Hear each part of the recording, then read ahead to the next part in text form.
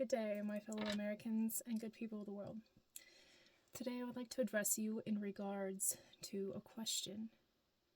What about America is eternal?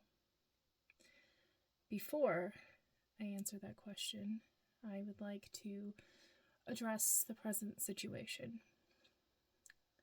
I have a feeling that many people in the world right now, and especially people in America, are experiencing a sense that the United States government has fucked them. And that means that people are feeling fear, uncertainty, confusion, and doubt every single day. From one day to the next, we have no idea what to expect. And it's this lack of consistency and lack of constancy that really makes the American situation, and in fact the global situation, precarious. It's challenging times, and there are many people trying to figure out what it is that they can do to build for the future if everything is so uncertain today. And what I would like to suggest is the concept of building for an uncertain future by predicting the potentialities and variables in a scenario universe.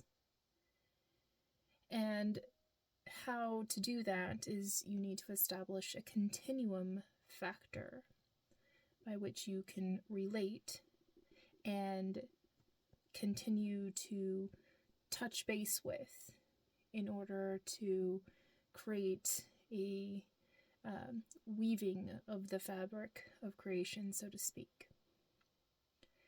And there is something that can be sort of a continuum factor as it relates to the United States of America, despite even our present situation of an administration that is malevolent actors with nefarious intent that are causing great harm and undue suffering.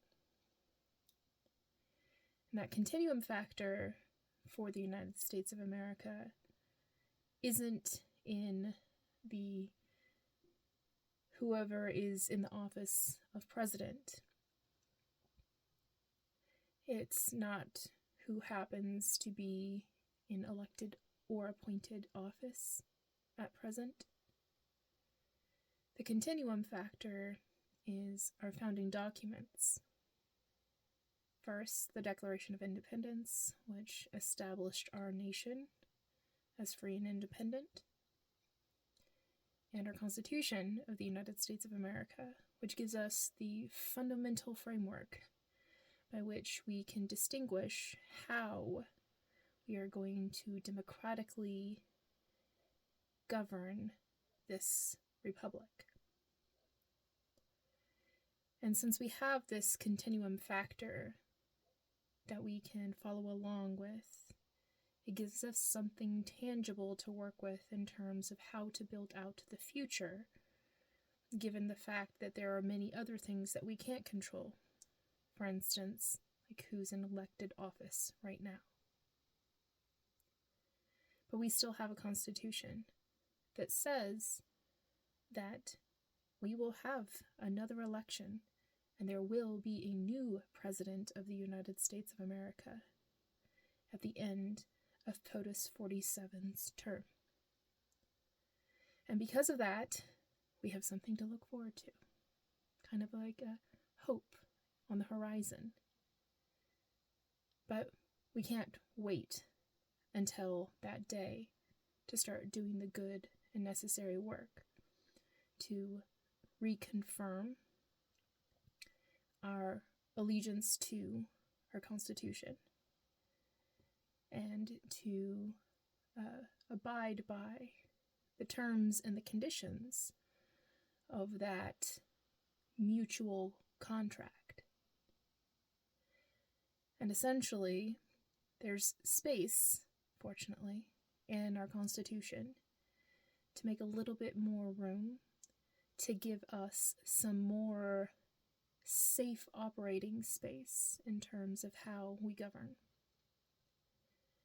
And so, what I suggest is for us to expand upon the Constitution as it exists and add an amendment that will help us to establish a fourth branch of government called civics, which essentially determines that, as our Constitution says, we are a nation of, by, and for the people. And what this does is it gives the power back to the people that is already reserved for them in the 10th Amendment, which essentially says, within the Constitution is the enumerated powers for the federal government, and that the states hold powers beyond what the federal government does not have distinguished within the Constitution of the United States. And then all other powers rest ultimately with the people. And this is the basic sense of a umbrella effect of the federal government to hold all the states together, accountable to mutual agreements, so that we can operate together and perfect our union and stay firm and strong and accountable to that which will help us to retain our union. And then the states distinguish, define, and delineate within their own constitutions how they will so govern within the sovereignty of their states. And that is something that the people can vote on in terms of what sort of laws that they want to be governed by within their states. And then, finally, the remaining powers, which is actually a lot of power, rests with the people. The unfortunate thing about this power is that it's kind of like a lever without a fulcrum. It doesn't have the capacity to gain leverage in order to shift the tide or make big movements in the way that America goes. And because of this, we're stuck in this predicament to which the individual is left to be subject to the determinations of what the federal and state government dictates for an individual's life. And there's not much maneuverability or grounds for negotiation or place by which consensus can be built amongst all people, which is unfortunate because we are a very varied population of people in the United States of America, citizens and non-citizens alike. And because of that diversity, it makes it challenging for the federal government or for the state government or even for local governments to really provide for the means by which all people can self-determine and become self-reliant, especially in a sense of many of the laws and the rules made at the local, state, and federal level are cumbersome and restraining and conforming and very limiting. And the unfortunate thing about that is it means that it's hindering upon an individual's freedom and their liberty. And it's assumed with so many laws on the books that people don't know how to self-govern. And that's just not the case. If you look back at our founding fathers, they believed in self-governance. And that's why they knew that if you have a strong federal government that just gave us the means to keep everybody, in accord, mutual accord with one another, and the states were able to keep everything in mutual accord within their borders, then the people, understanding that they fall under the authority of the federal government and the state government as well as the local government, only so far as they intercede on behalf of the individual in order to make sure that we are retaining our mutual accords, then all else falls to the people. And essentially, a nation is nothing more than just laws. That's what defines and distinguishes the United States of America. Without laws, we are nothing. And what a citizen is meant to do is to understand these laws and to abide by them and submit to them. And when they infringe or they step out of line of it, they submit to the authorities who enforce the corrective mechanisms by which it brings them back into alignment in a corrective way with that which is conducive to our responsibilities as citizens and the expectations of civil society that can maintain mutual accords. And so when you think about it, that ultimately the federal government is there to make sure that the states play nice. And the states are there to make sure that localities play nice. And the individual people are supposed to be, fair players. And they should have the opportunity to have the chance to play well amongst one another in a way where we have what would be, in the terms of fair gameplay, an even playing ground, an even playing field. And in that circumstance, then it could be anticipated that if everybody has, the same level playing field, then everybody could be in accord with the rules and the laws, and everybody would just get along swimmingly. That's, of course, not the way it always works, because of the fact that people violate the law all of the time. Sometimes intentionally, sometimes accidentally, sometimes, unknowingly. But the point is that we have this chance as citizens and people in America to abide by the rules and the laws and allow ourselves to be governed by the mechanizations of government that are meant to help to keep us in alignment and attunement with this natural accord with one another.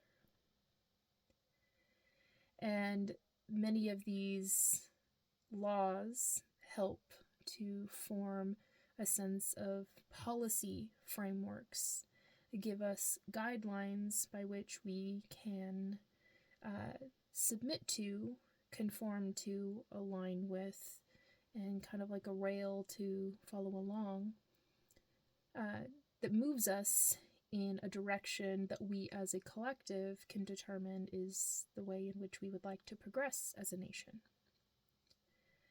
And this is where the hitch comes in terms of the federal government determining that this is where we're going in terms of progress, this is the next new big thing. This is the industries that we're going to, allow for, that we're going to foster, and we're going to support.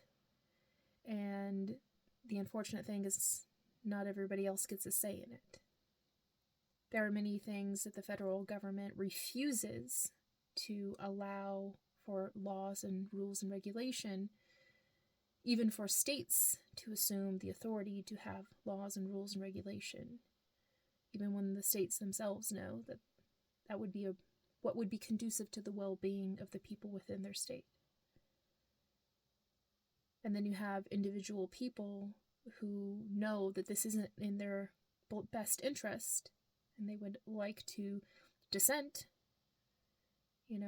file a complaint, let somebody know that there's rules that are being broken, or that there's contradictory factors of saying, you may say that you don't want to regulate or, add rules, or limitations to certain types of industries, but because you don't do that, it's an irresponsibility, and it results in bad outcomes that are contradictory to things that you have already promised in terms of our laws and rules and norms that have been established, to say such things as you are going to help to provide for the well-being of the people. And so because of this, we have a lot of points in which, the citizens are not in agreement with the direction that the federal government is taking us. And they're not in agreement with where states are taking us. And there is no way for the American people to have a seat at the table in the decision making in terms of determining where we're going to go. And I fundamentally think that this is wrong. I think that the next most logical step forward in the evolution of America, thinking back to the question at the beginning of this segment of asking what about America is eternal, it would be the evolution of our Constitution to allow for an amendment for a fourth branch of government in the form of civics that allows us to become a more direct democracy, that allows the American people to have leverage and agency and capacity to wield the resource commons and the attain and to grow holistic wealth in terms of capital, and to use that as the skin in the game that's necessary for people to determine that this is a free nation that is fair, and that we are working towards an even playing field for all, which does not mean that everybody has the same exact thing. What it means is we have a criterion standard of well-being in our nation that all people are risen to and managed at, maintained at, so that the way that we govern is conducive to their well-being, and for that to be extended to all people, and that our laws and our rules and our regulations are all in conformity to maintaining that criterion and allowing for expansive growth and development and advancement and progress in the various areas of development and industry and innovation and education and these sorts of things, but not so far that they exceed to the point where that even playing field, that criterion echelon of society could not be maintained. And so in this distinguishment of a fourth branch of government is allowing for a civics branch that also determines the criterion standard, the criterion echelon of society, which is our way of determining our government's proper intended use to fulfill the preamble promise to the Constitution, we, the people of the United States, in order to form a more perfect union, establish justice, ensure domestic tranquility, provide for the common defense, promote the general welfare, and secure the blessings of liberty to ourselves and our posterity. And we work to achieve that preamble promise, to secure a situation in America, an American situation in which everyone can thrive. We're making sure that America works for everyone without the disadvantage of anyone, so that nobody gets left behind or kept behind, and everyone lives the good life. And within the civics branch, the American people have the capacity to leverage that fulcrum, that point by which we say this is the point of the exercise. This is what this is all about. Our nation exists so we can achieve this ultimate purpose. And if the government is not working to those ends or becomes destructive to those ends, it is the right and the duty of the people to alter or abolish the government in order to make sure that it's aligned and conducive to their well-being. Without the need to forcibly overthrow a government again, because our nation did that once already, and I don't think it's necessary for us to do it again. The Constitution made it so that we could make those changes from within the structures of government itself, through the means of voting for representatives who will govern on our behalf, and now to establish a fourth branch of government so the people themselves can intervene on their own behalf in their collective interests in terms of maintaining an equilibrium, a balance with the way that government operates to assure that it's always balancing on that fine point of establishing that criterion echelon of society and maintaining it. And knowing that there is always going to be people who are going to exceed and to and strive for higher things.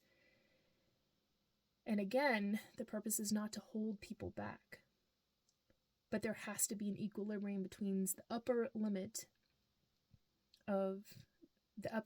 echelon of society before it goes into the deviant echelon of society, which deviates from the proper intended use of our governance, the whole reason why we are a nation.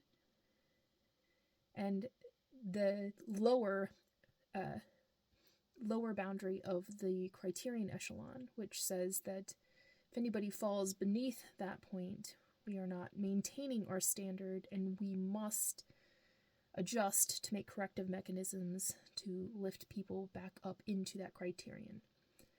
And to maintain an equilibrium so we don't allow anybody to get too far in excess, but we make sure that nobody falls short of achieving that baseline standard of the criterion echelon. And by having that as our proper intended use, and that the civics branch allows for the American people themselves to weigh in when things are not working to their favor, or it's not conducive to their well-being. So that if the executive branch or the federal government or the state government chooses to do things that go against the preamble promise and the criterion echelon, individuals can weigh in as stakeholders, relevant stakeholders, and require for us to dialogue and debate and build out corrective mechanisms if we need to go in that direction. If you believe that that's where we need to go as a nation, we need you to understand that that comes with consequences that the American people are going to have to face and they're going to have to endure. And that means that you are responsible for shoring up the weaknesses and lessening their burden.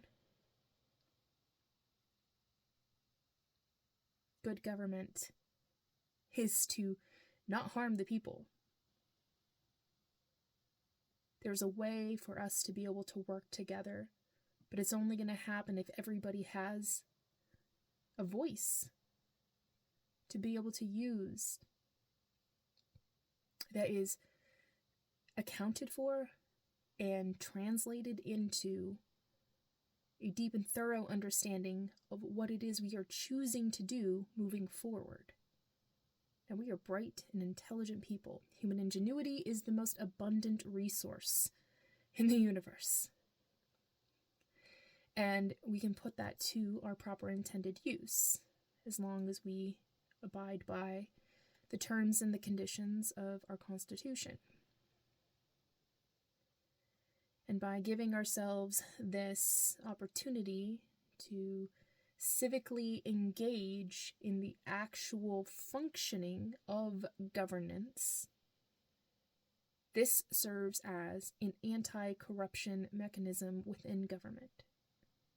Because if a representative who's supposed to be governing on behalf of the people chooses to do something that is not conducive to the well-being of the people or moves us out of alignment with our proper intended use of our government, the purpose, the whole point of the exercise, then that person can be called out and can be held to account and can be removed if they're found to be unwilling to self-correct.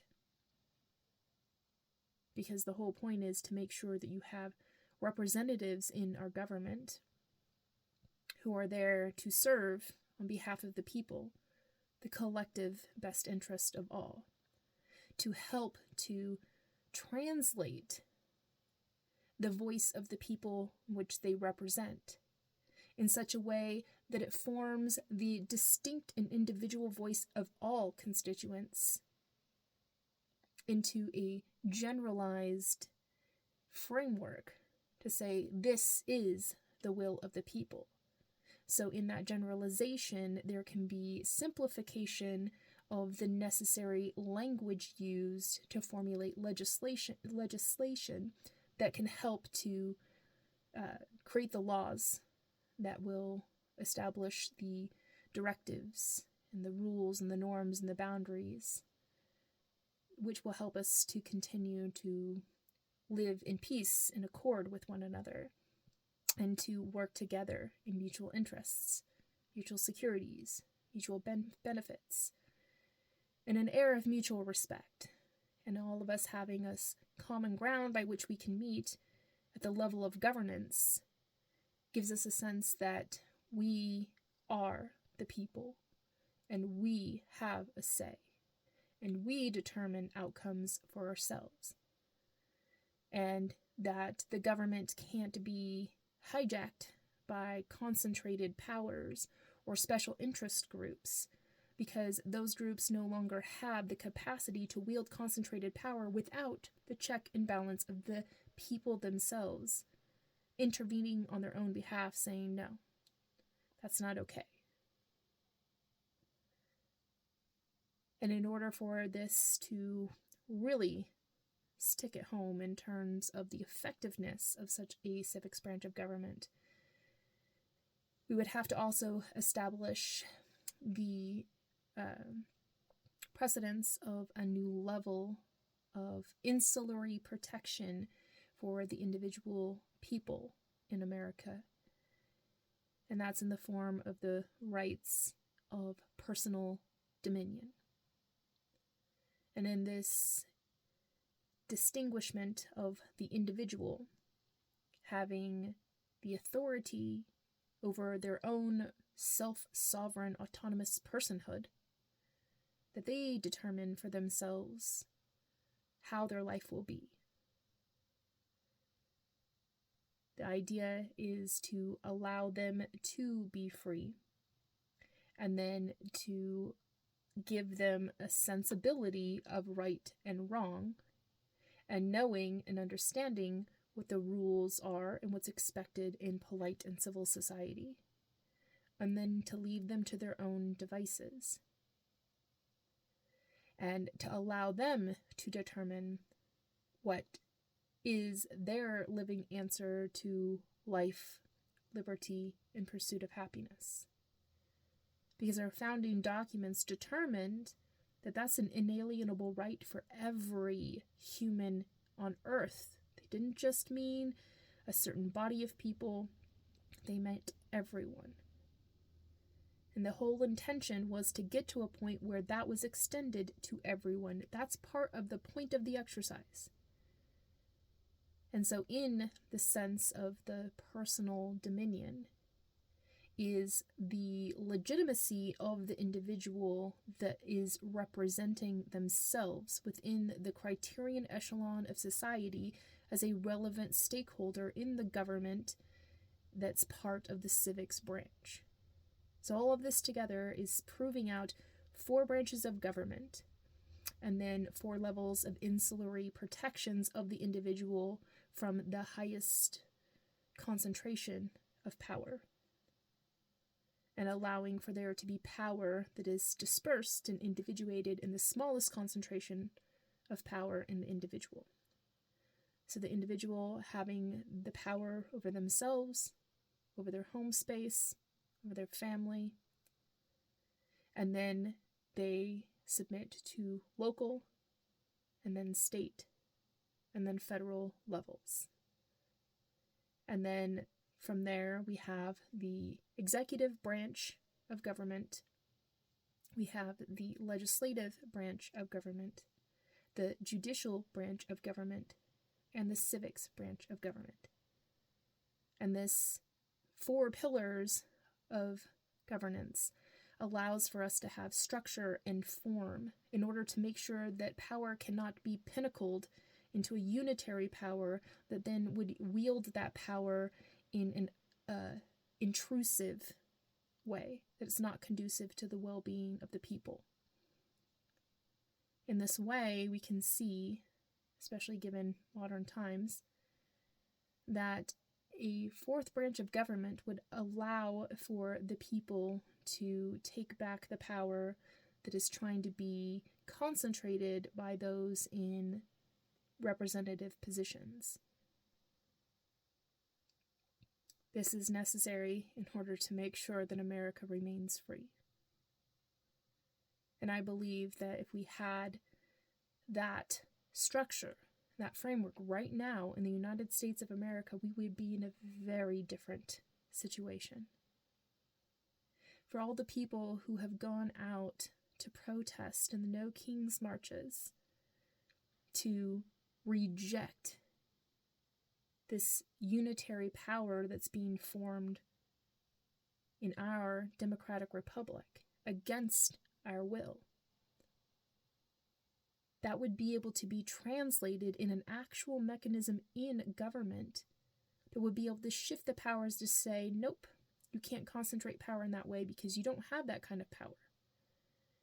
And the power of the people would actually be able to translate to a cumulative leveraging to shift the power away from the representatives by either forcing them to conform to their jobs and do right by the people, or to be removed from office.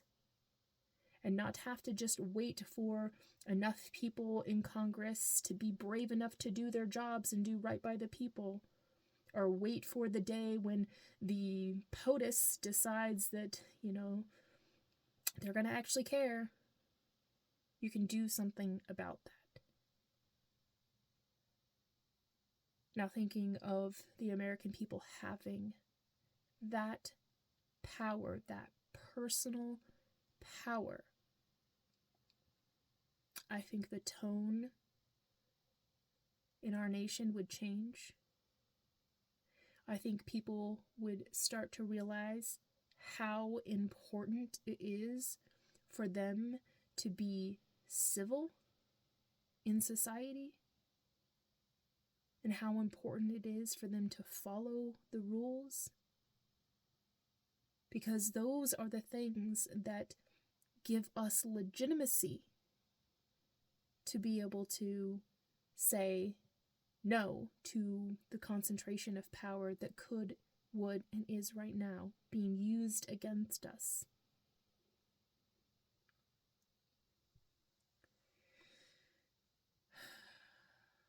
So in this sense of being able to establish a formation for our government that allows us to be more free and liberated through structure and order and disbursement of our power of government down into the smallest concentration of power, and enabling the people themselves to build their power up to get things done together, to make sure that they can achieve the criterion of the good life, and then be able to direct through legitimate means representatives in government to formalize legislation and policy that would help to achieve those initiatives and those projects that the people themselves determine is necessary for them to be empowered to fulfill that criterion standard,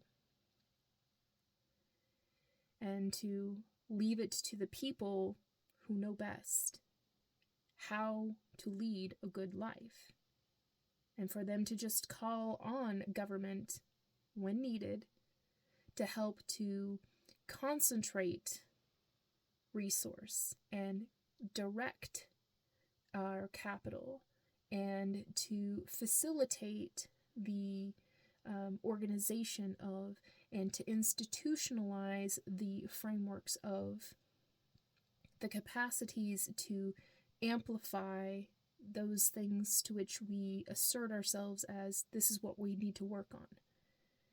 And for us to use these frameworks to achieve best practices and then create templates that can be shared amongst other localities to establish a basic fundamental standard of living in every city across the nation, to up-level people's lives and to work towards building those out.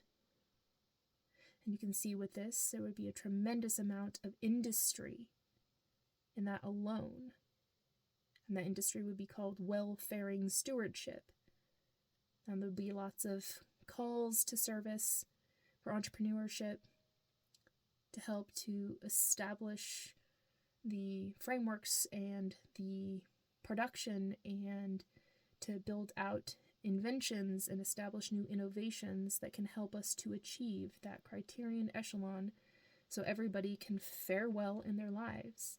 And then we take on the responsibility together to steward that capacity for people to live the good life. So there will be plenty of work for everybody to do in this scenario universe. And we would need all people to be involved and hands on deck and want to be involved. And the way I see it is that there's no reason why you wouldn't want to be involved in something like that. America finally has a purpose. We finally have something to work towards together that has nothing to do with political parties. It has to do about the responsible party. We spend so much time arguing amongst each other about we should do things this way or that way, or complaining about things are so bad here or there. We can finally put to work the means by which we can correct for those things, solve for those problems, work together towards something that would be mutually beneficial. Stewarding the welfaring of all people so they can live the good life, and maintaining that criterion in society, making sure nobody goes too far in excess. And if they want to grow and expand, then you got to take us with you. Nobody gets left behind. That to me sounds like something that everybody can agree on. Everybody can be involved with. Everybody can want for something like that. And this is not out of the realm of possibility. It is very much in the realm of possibility. All it takes is us to assert for ourselves that's what we want, set our minds to it, and start doing the good work. Follow out frameworks, work on initiatives, become entrepreneurs, apply ourselves, seek to grow in our intelligence, educate ourselves in how we can find those best practices. And then to communicate and dialogue with one another in a very public platform that helps us to delineate and define that which is the best practices and what's necessary for the individuation of every city to make sure that we are all able to live the good life and be supportive of one another, transact with one another in such a way that is understanding that, no one of us alone can achieve the good life. We are dependent on each other. Because it doesn't matter how much you have, at the end of the day, you're always going to be in want. You're going to want for the world to be a little bit better place. Because you don't want to look out and see people suffering. You don't want to see that we constantly have to pour in resources to dead-end solutions that never really get us to where we want to go. You want to know that, in the practical applicability of the work that we do, we're getting tangible results of good outcomes that we actually want to experience. And that it's not to the sole benefit of a few or to support and prop up just, the bare minimum in society. But rather, if we're going to invest in societies promoting the general welfare, it would be more compelling of an endeavor if it was about achieving the welfaring of all people instead of supporting just those people who fall through the cracks in the dysfunctions of society. Because the dysfunctions are because there's no proper intended use. There's no point of the exercise. We don't know what we're doing as a nation. They tried to say that, this is a free market, free enterprise, capitalism, and that's why our society works. But it doesn't really work, does it? Because there's a whole deviant echelon of society that's hoarded resources, and because of their hoarding and excess, they have taken away the means for everybody else to just have what they need to get along. And I don't like the idea of hand-ups or handouts or some impossible capitalistic chance at a big break. I like opportunity of a fair shake. I want everybody to know that they have what it takes to apply themselves to a system that works for everyone, and all you got to do is just go get yours. Find that place by which you can be of best service and give your talents in service to the betterment of our nation and the betterment of your life. And for people to really know that that's just the way that America works for everyone. And this is possible. It will not come easily and it will not come swiftly, but it can come through persistence and determination and the sensibility that as long as we continue to work towards it, then that's going to be the outcome that we get. Today, everything we do today is determining what our future will bring. And there's some part of us in the future that's looking back on our historical reference right now and saying to ourselves, I am so grateful that we chose to do this, that we chose a better way. I remember the time when we had something click in our minds and our hearts that said, this is right. This is what we must do. This is what I choose.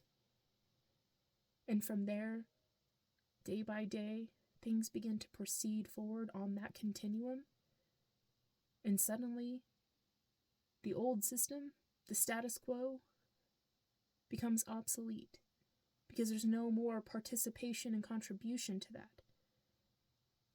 It's nullified, it's rendered irrelevant, it is obsolete. Because we're focusing on other things. We're applying ourselves to other things. And we do that together in a sense that we are agreeing with one another. This is what we're about. This is what we're going to do. And we're going to do it together. We start to build up a sense of pride in country. You know, a patriotism unlike anything that we have ever experienced before. And yes, I am even including the patriotic spirit of the Revolutionary War. Because even then, there were many people that were very doubtful that it was going to succeed. But they applied themselves, and yes, they made our nation possible. But it's the revolutionary spirit of every single American who has carried that torch with them every single day that has allowed for us to be an enduring nation. But we are in a terrible spot right now. And it looks like our nation is starting to fail. And so something has got to give. Something has got to change.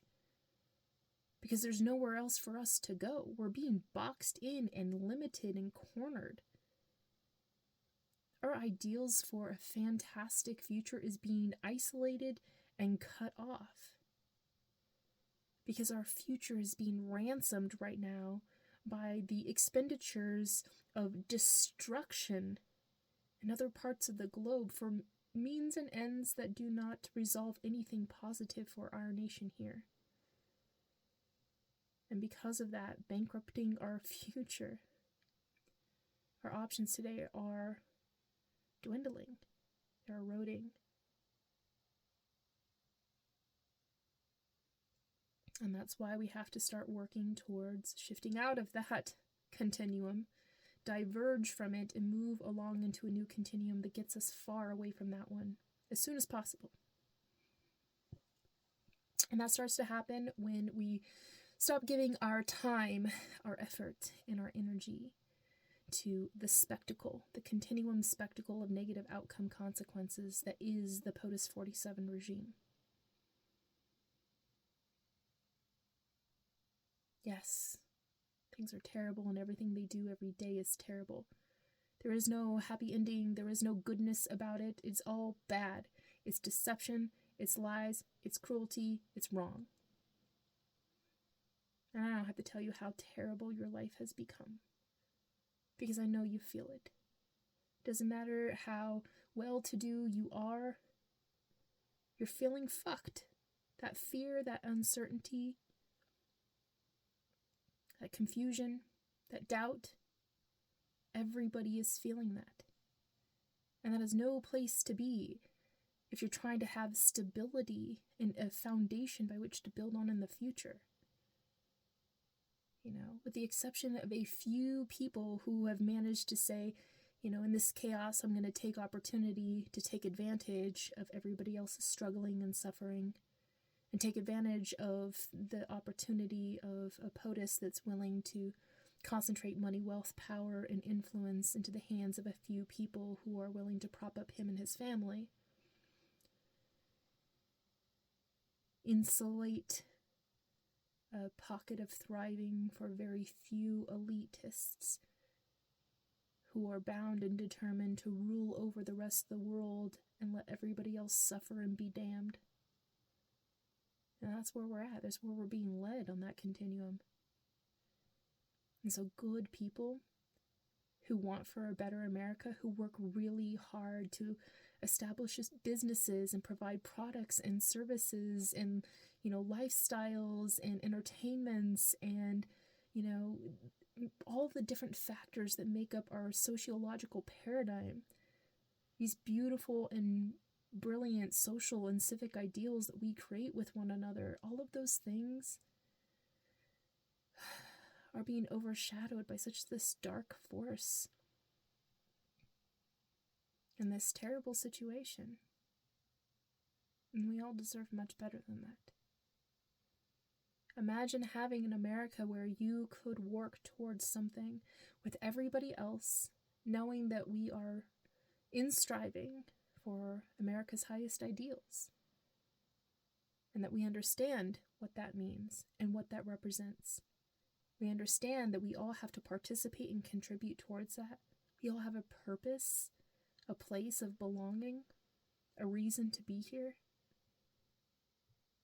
and a preamble promise that is all about making sure that you live the good life, but that everybody else gets to as well. And that you have personal dominion. That means that the government doesn't get to come in and tell you what to do, what to think, what to feel, how to act, how you're going to show up in the world, your chosen personhood. You know, things that are about your personal life, that's for you. As long as you are not infringing on other people's personal liberties, you're fine. As long as you're adhering to, the laws of civil society, which says, life, liberty, pursuit of happiness for everyone. Don't lie, don't cheat, don't steal, don't murder, don't do violence. These are basic, simple things. That's the sensibilities of right and wrong. And as long as you can adhere to that, there's no reason for the government to intercede or intervene.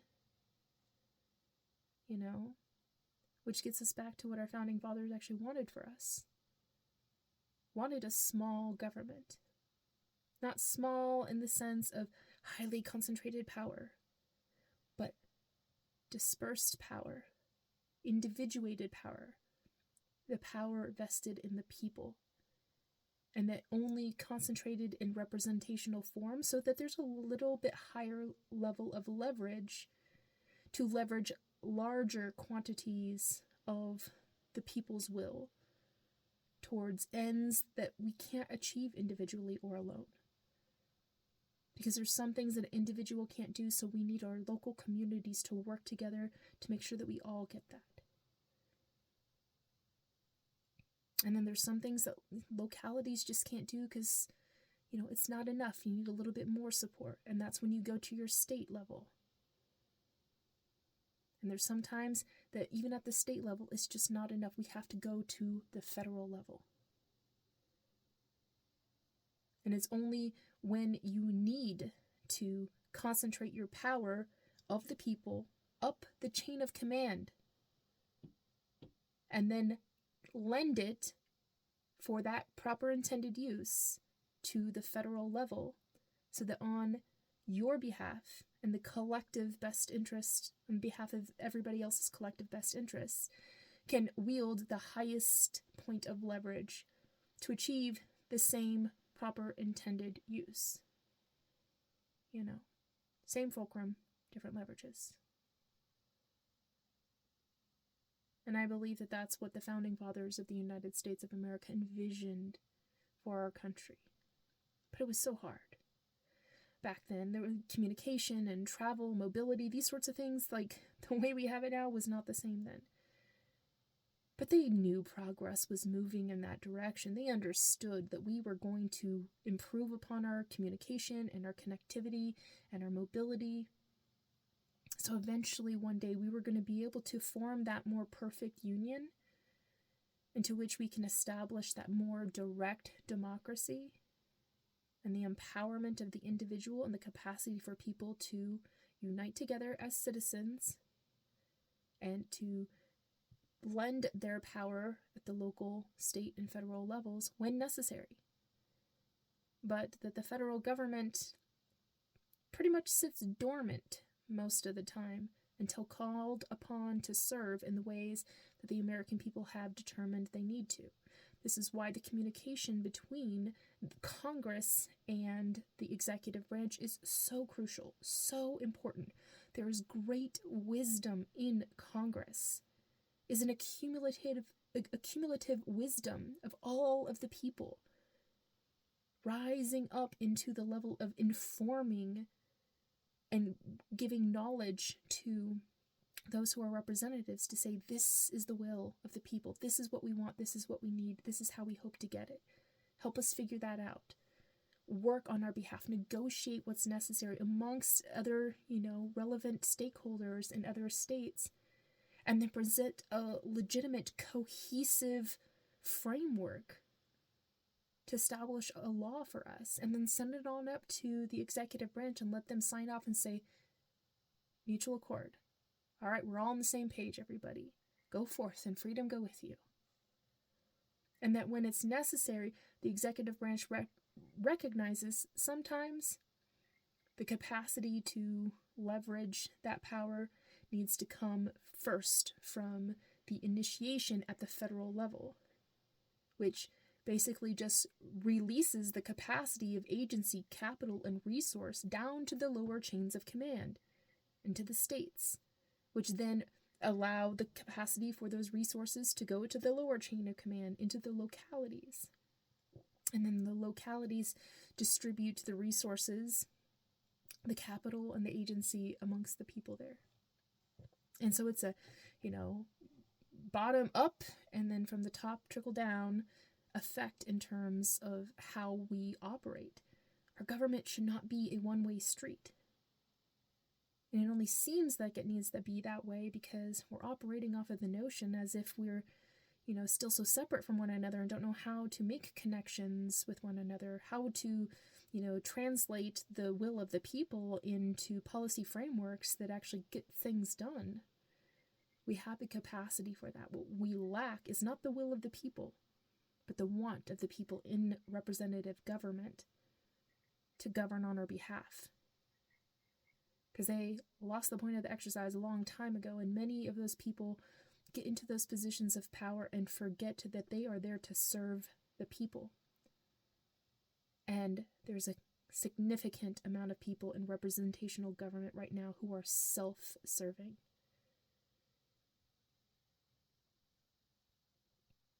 And it's terrible what they do, because they're not good stewards of America's resources, America's credibility, or the American taxpayers' dollars.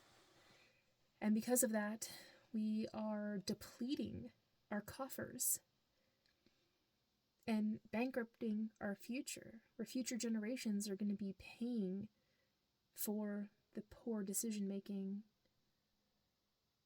of those who are in government right now. Well, we are very fortunate that we are entering the midterm season, and it's time to elect new representatives to come in and to represent the people on our behalf. And what I hope for is that those people who are out there considering becoming representatives in Congress and representatives in other localities and positions that include even in the court system, that I hope that you will consider the ideal of a new American identity that we work towards, assigning for America a proper intended use.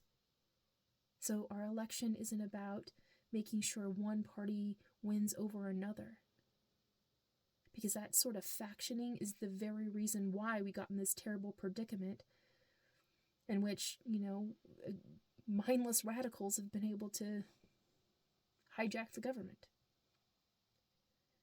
We need to get into a position of, again, the responsible party. Who's going to go on behalf of the people and represent them in their collective best interest in a way that works towards solutions that can have a compounding interest effect that not only benefits the people to which you would be representing, but everybody as a collective.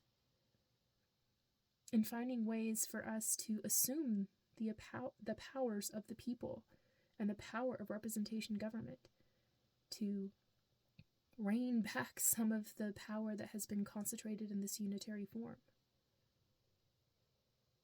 And I believe that's possible if we can get everybody who cares, instead of trying to get the people in government to care more. Vote for people who do care more. Vote those people in and get them all on the same page towards something we can work towards together. Be the responsible party. Vote for those people who are willing to consider what it's going to take, not just in piecemeal solutions, not just in expedient fixes, not in just, covering up the problem and pretending it's not there, not just solving one problem over here and ignoring the tragedy we're facing in every other department. Not wasting our resources throwing them to something that's going to be a dead end, that doesn't actually solve the problem. It's just a band-aid effect. Enough with the waste. Work together intentionally towards something that's actually going to change things and improve the situation. That's why I offer this idea of something that's much bigger than any party or any person alone.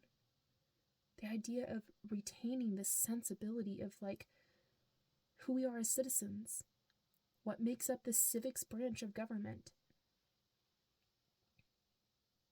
and then communicating with one another our social and our civic ideals in a negotiating space, in a place of debate and dialogue, and working out best practices, and formalizing those sorts of initiatives that we can take on to be able to make a real difference in our lives. This is something of a tangible framework that we can start building out the future that does away with the, useless, antiquated, and obsolete version of reality that, we're living through right now on the continuum spectacle of negative outcome consequences that the POTUS 47 administration is leading America into ruin towards. We can diverge from that. We can do it today simply by just choosing that that's the direction we're moving towards. Reiterating to ourselves, this is what we're about, this is what we're going to focus on, this is what we're going to demand from our representatives. People who align with this, that's who we're going to vote for. We're going to start living out the experience that that's what the American purpose is all about. So when you wake up and you go to work tomorrow, you have a renewed purpose no matter what it is you're doing in service. You know what you're working for. You know what you're working towards. You're doing your part in your way, participating and contributing, however that might look, giving your gifts in service to make sure that we are working towards achieving that criterion echelon, and knowing that we're working towards that, and every day we're building it up to the capacity where it can be actualized in our lives, so it actually translates into the lived experience of everyone. It has to start with an ideal, and then we have to agree that is the ideal. And we need to start translating that into our policy frameworks to say that's what we're working towards. That is our proper intended use. Distinguish for ourselves, not just in policy, but also in our own lived experience. That the American identity is that we are welfaring stewards, and we're stewarding the welfaring of everybody in society.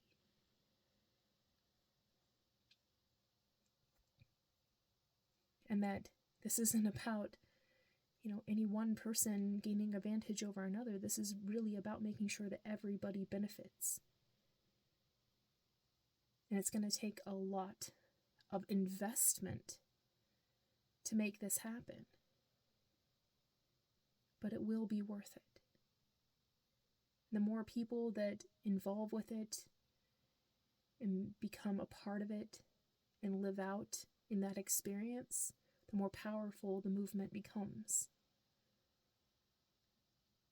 And again, we allow ourselves in that movement just a little bit further distance created in divergence away from the crazy continuum spectacle onto a continuum of what I hope to establish in our sensibilities and our heart and our mind, a sense that we're working towards an imperishable world peace.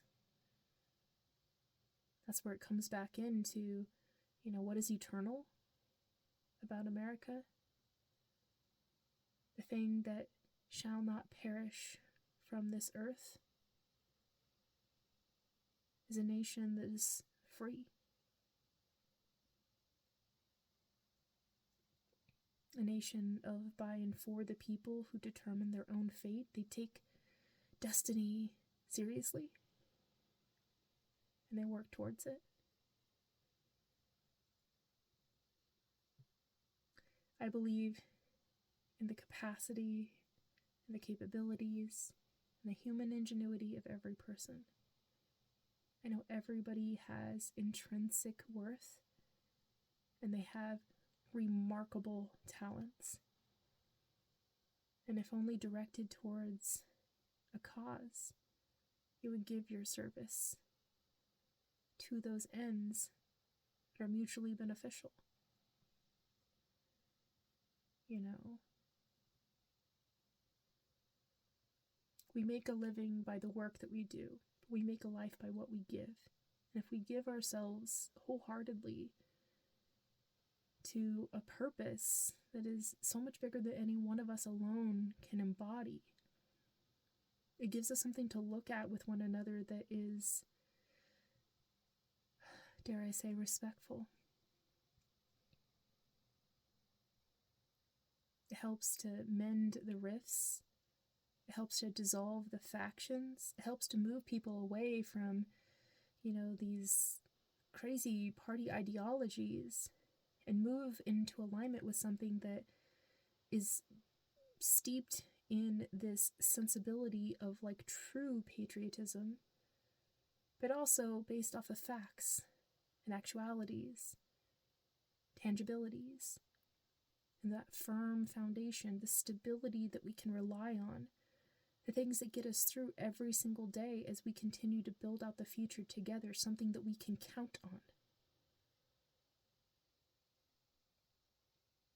So that as you continue to grow your business, you know that everything's going to be all right. You can take risks for higher things. You can grow your business in incredible ways, and you can become successful. And you can help to enrich those people who work with you and give their talents and service to help your business grow and thrive.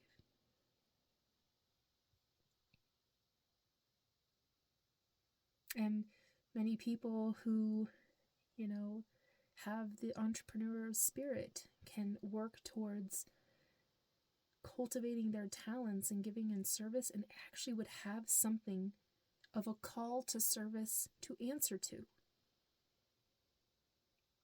Instead of making, the next best mousetrap to be able to capture some money and turn a little bit of profit and get along okay, it may not get you very far, and starting a business is tremendously difficult, especially in this environment. With tariffs making the cost of doing business just outrageous. Irregularities in terms of how law is enforced or not enforced. And the fact that things are becoming more like a dog-eat-dog, mighty crush the weak, free-for-all hellscape. So it makes it really difficult for people to be challengers, in the playing field of the marketplace, because those who have hoarded resources, capital, and agency have really stifled innovation and stifled entrepreneurship and stifled the, human spirit to strive and to do good work and give in service. Because they're more concerned about capturing capacity to get higher market share so they can get higher profits. When the point of the capitalistic society is to have a proper intended use for capitalism, which is to assure that we have the means to financially, transactionally achieve, movement of the energy unit and movement of, money and finance, so we can get work done towards the ends of welfare and stewardship. When you put a proper intended use to our capitalism, suddenly businesses now have limits and bounds, so they don't become concentrated monopolizations that, stifle growth of business industries. Because guess what? Just because you have the most money doesn't mean you have the best idea. And there's a lot of brilliant minds that are being suppressed and prevented from being able to bring their good work and good service and their, amazing innovations out, because everybody's throwing their, money to the high-end capitalists who are, the big elite players, and there's not enough coming down to the lower concentrations. And the fact that we need business, not just this high-end industry, we need people to start businesses because we need services, and we need lots of industry, and we need lots of productivity, and we need lots of products in our society. And the better that we can allow those to be created in localities, improves the efficiency of the systems of our distribution networks. It helps America become more of an island of coherence if we can, have most of our needs met by ourselves here in our country.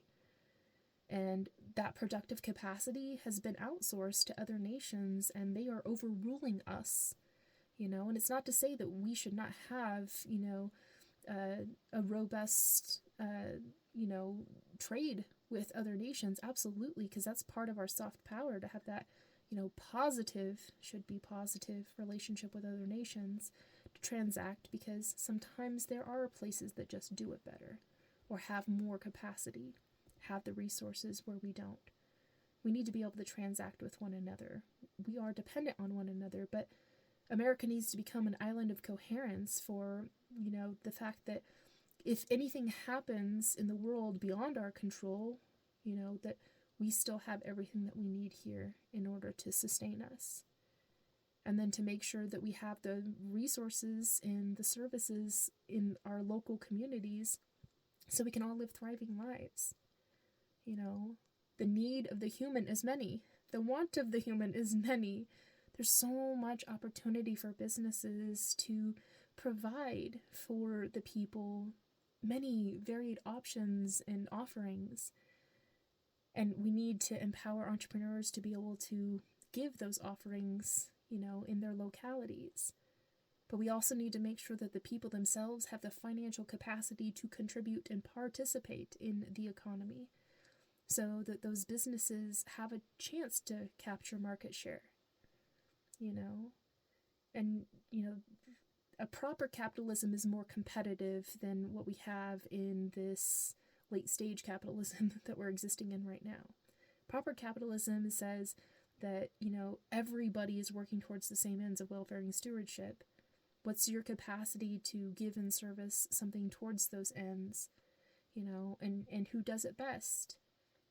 Who does it for the people who need it over here?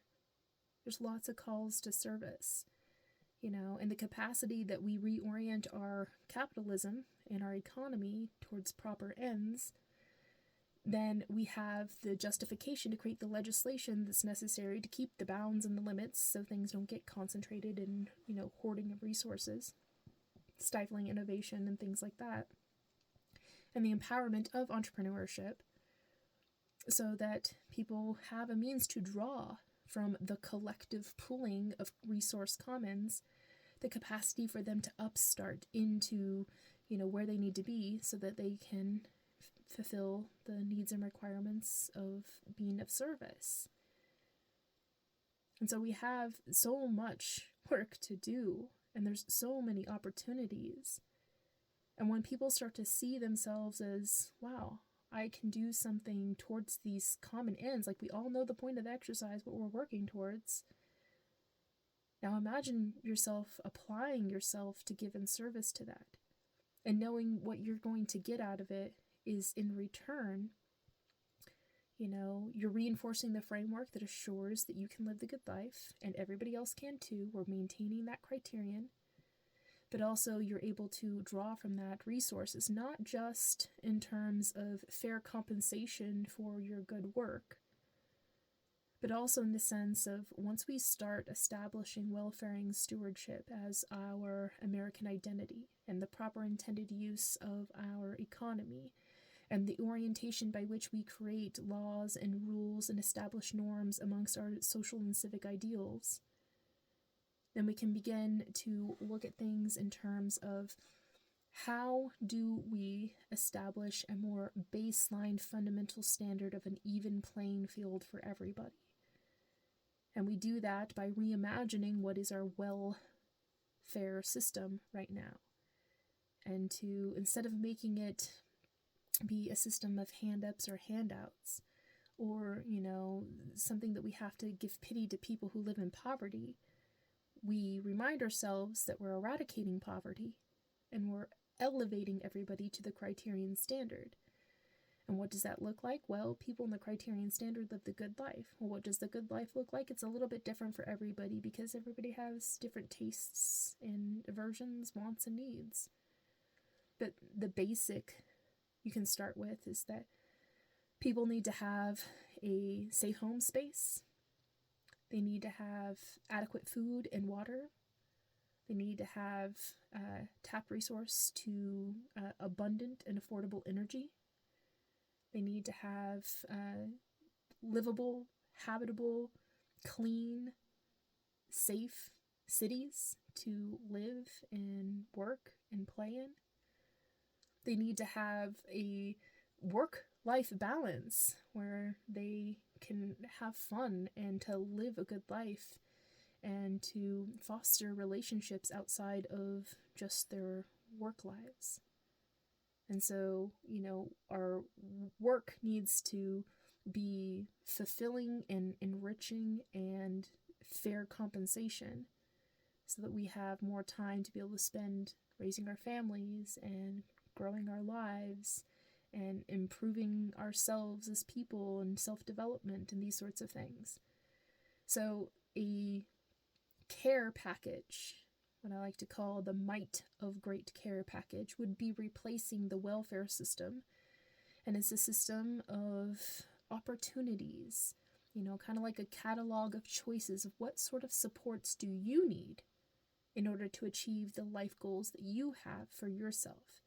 Because we have a whole bunch of different offerings that you can choose from, and each one of them is different, and you can pick and choose which ones are going to be best suited to and conducive to you achieving the good life. And this isn't supposed to be, fully covering all things. This is not socialism. The idea is that it's giving you enough, and you got to work with what you got, but it's enough to get you going in such a way that you are not going to fall below the Criterion Standard. And when your life changes, because lives change and we grow and we have different phases in our life, you have different needs. And so you trade in some of the, options from this care package for other ones. So as you become a student and you want to go to school, you have access to education. That could be one of your options. And then when you're done with school, you can trade that in and get the options to help you to become a homeowner. And you can trade in that option to help you to grow a family, like be able to provide childcare and these sorts of things. Like, there's so many different offerings that we can provide for people because of the fact it's like the bulk effect. The more people that involve with it, the cheaper that we can actually make it, because we can create it in abundance. You produce enough that there's surplus, that it actually makes it, cheaper to be able to give everybody, the opportunity to draw from that resource pool. And because not everybody wants or needs the same thing, you don't have to make sure that you have one of everything for everyone. But you need to have enough of some things for people to be able to choose from and let them pick and choose, like a catalog or a menu. Like, this is what I want and this is what I need. And they can build that up. I need some, supports, some tooling, some resource, some education, some funding to do a startup for a business. You can draw on that type of resource and have that as your foundation by which you build up. The catch being that we have to, of course, fund this. And the tax system is obviously the way to do that. We have to draw in revenues somehow in order to fill the coffers to afford all of this, and then have the fair distribution system on the other end. But when you think of it in terms of this gives a transparency to the taxpayer to know what they're actually getting out of putting their money in. And so what I suggest out of this is to create a stewardship tax, kind of works out like a membership fee that everybody pays into, and that's how we collectively afford the Might of Great Care package. And then we draw on contracting with individual businesses and corporations to help us to create those services and those products at an efficiency that makes it most affordable for us to be able to make it the least amount of money that we can pay for it without compromising on the quality, of course, so that we can provide these things for everybody. And then the pooling for making sure that we have a portions tax will help us to be able to fund the initiatives that help to make sure that we build out part of the services that would be involved with the Might of Great Care package, such as healthcare. And for healthcare to be one of the options, what I recommend is universal basic healthcare for everyone, and then you can add on additional forms of healthcare to cover different events in your life and different requirements. And those would be options that you can choose from in the catalog. But in that, we pay for those in the form of portions tax, which the people get to pay in a portion of their tax and distinguish where it goes. Like, you get to fund the programs that you want to see funded. Like, if that's going to help you and benefit your life, or it's something of, that's special and important to your heart and you want to help to fund that particular program, or it's something of interest, or you think it's going to benefit the future, or whatever the case may be, you get to choose a portion of your tax to be able to go towards achieving these initiatives, which we set out to achieve welfare and stewardship. And then contractors are able to take on those initiatives to work them out for us and make sure they get accomplished in society. And that's open to anybody, not just special interest groups or large corporations. It's open for all entrepreneurs to come in and bring your best. Show us, like, can you do it best? Help us define best practices so we can do this better, faster, cheaper,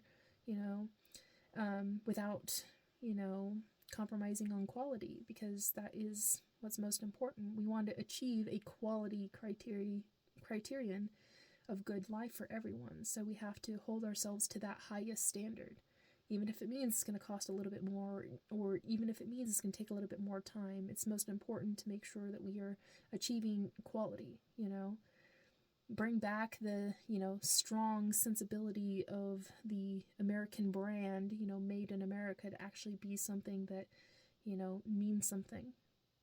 Like, that means that you're getting the best. And then establishing an equilibrium tax, which helps to keep things in accordance so people don't get too excessive and go into deviation away from what is, necessary for our economy to work in, so that we have that equilibrium between the lower echelon of the criterion echelon and the upper echelon of, the highest realm right before it goes into excess. So delineating the upper limit before it goes into deviation, and to draw down and prevent people from going into deviation, and to use tax as a mechanization, an instrument by which we can create that sort of regulation. And so we allow for people to take risks for higher things and to exceed and to strive, and we're not holding you back. The only thing that's holding you back is where is the lower boundary limit of the criterion echelon, because that can't get too far out of excess.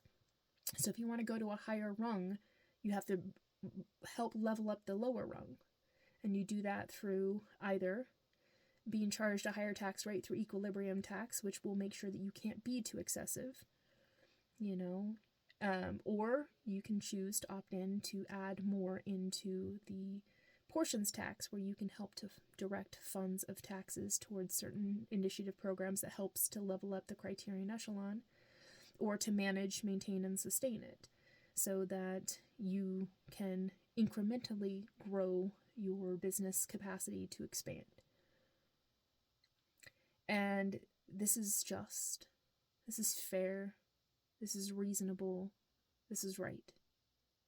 This is a way to make sure that America works for everyone without the disadvantage of anyone, so that nobody gets left behind or kept behind and everybody lives the good life. Because we're all in this together. We all want for America of our highest ideals. We want America to be a place worth defending, America to be a place that we can be proud of. And through this, tax system, we would be able to help to fund and foster and manage and support and maintain the capacity to achieve that good life. And the great thing about welfaring stewardship, it not only being the American identity, this is what we stand for, this is our purpose, this is why we're here, but also the great offerings of leveling up life here in America is the very thing that we could be exporting to other nations to achieve the ends of reviving the American brand and restoring it, the sensibilities of America being a worthy allyship with the rest of the world, to create a peace offering of sorts to help to make amends for all of the terrible damage that has been done by the POTUS 47 administration, and to make up for the things that America has done in our history that has been not right. America has not always done right by other people and other nations. And this is our opportunity to make amends for that and to do the right thing.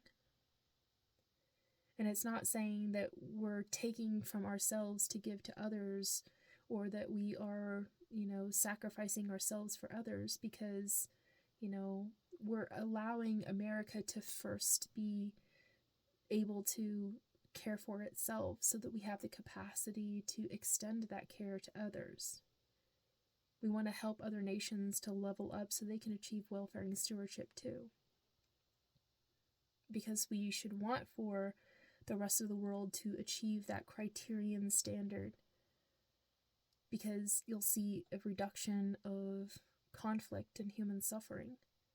And that will translate to a more peaceful world, and that will translate to a more resonant sense that America can remain free and safe. Because those beyond our borders are in accord with the same sensibilities that we have.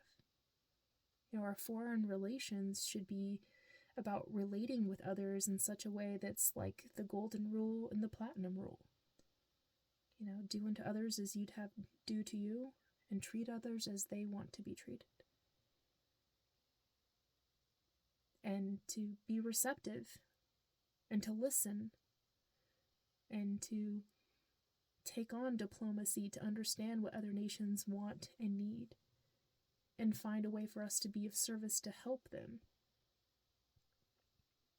And to use that as the great export, the thing that we can transact with others. And to bring our capacity for how we have innovated the means to achieve, the criterion echelon of society here, and help others achieve it where they are. And as I see it, one of the best ways to start achieving welfaring stewardship and that criterion standard in society is to create a city of cities framework, which establishes micro infrastructures that are embedded within cityscapes that seamlessly integrate into the identity of those cities, that offer a fateway theory of living for people in every community that is common to every city and town across the nation. And these small framework infrastructures help us to be able to achieve that level of standard of habitability, livability, security, stability, and cleanliness and beautification of our cities, and to build those out. And it gives us a means to add connectivity and security, and the means for people to relate with one another, and to find a means to locate jobs and locate services, and to reach people through public service announcements and these sorts of things, to make sure that we are all used to having our needs met within cities. Having lavatories, throughout a city, so that we can service people's needs, and to have the means for people to connect to power sources and these sorts of things, like simple micro infrastructures that help in cases of, like a storm or something like that, and the regular power grid system goes down, that these stand, auxiliary from that, and can be of service to still provide, basic power sources within communities. And this type of approach to building out innovations in microinfrastructures within cities helps us to establish, a baseline by which communities can improve. I mean, it's no different than having benches and trash cans and lamp posts, and like we used to have phone booths, bus stops. These are common in most cities, and it's a part of, the basic offerings of a city. And we can have, infrastructures that add on our capacity to serve people in those communities, better. And building on that, we have the means to establish the connectivity to the resource commons for those who want to draw from the pooling of the might of great care, in case, some of the services that they might need is something that can be offered, through these micro infrastructures, like access to them and these sorts of things. There's a tremendous amount of potential in just realizing that if we create environments that are conducive to well-being, it changes the behavior of people in those that are living in the experience of those spaces. And when you change somebody's environment, you change their behavior. You change their behavior, you change what they focus on and what they care about. And by doing that, you change the social ontology, the way that we live. And to do so in such a way as not forcing people to conform or to intrude in people's lives or their privacy, but rather to give everybody a sensibility of that our cities work, and they work well, and they provide, the provision, accommodate, steward, and support all the things that we need. And nobody is in want because we have what we need, within reach and within access. And these are things that we can build out together. Of course, to capitalize the most, efficiency would be to make it, a federally initiated program. But it can start small, think big, of course, and grow it out from there. But we can start in small localities and work up into states, and then eventually go on to a federal level where you can grow out, the smaller infrastructures into a massive networking of infrastructures within cities. And build on those and have people apply themselves to provide those products and those services that we need to ensure that those, micro infrastructures are built and developed and managed and maintained and sustained over time. There's lots of work to be done. But what this does is it gives us a fundamental framework by which we can work towards good outcomes and build out the future that is going to be conducive to our well-being, and takes us, again, diverging from the negative continuum that we're on right now onto one that leads us in a better direction.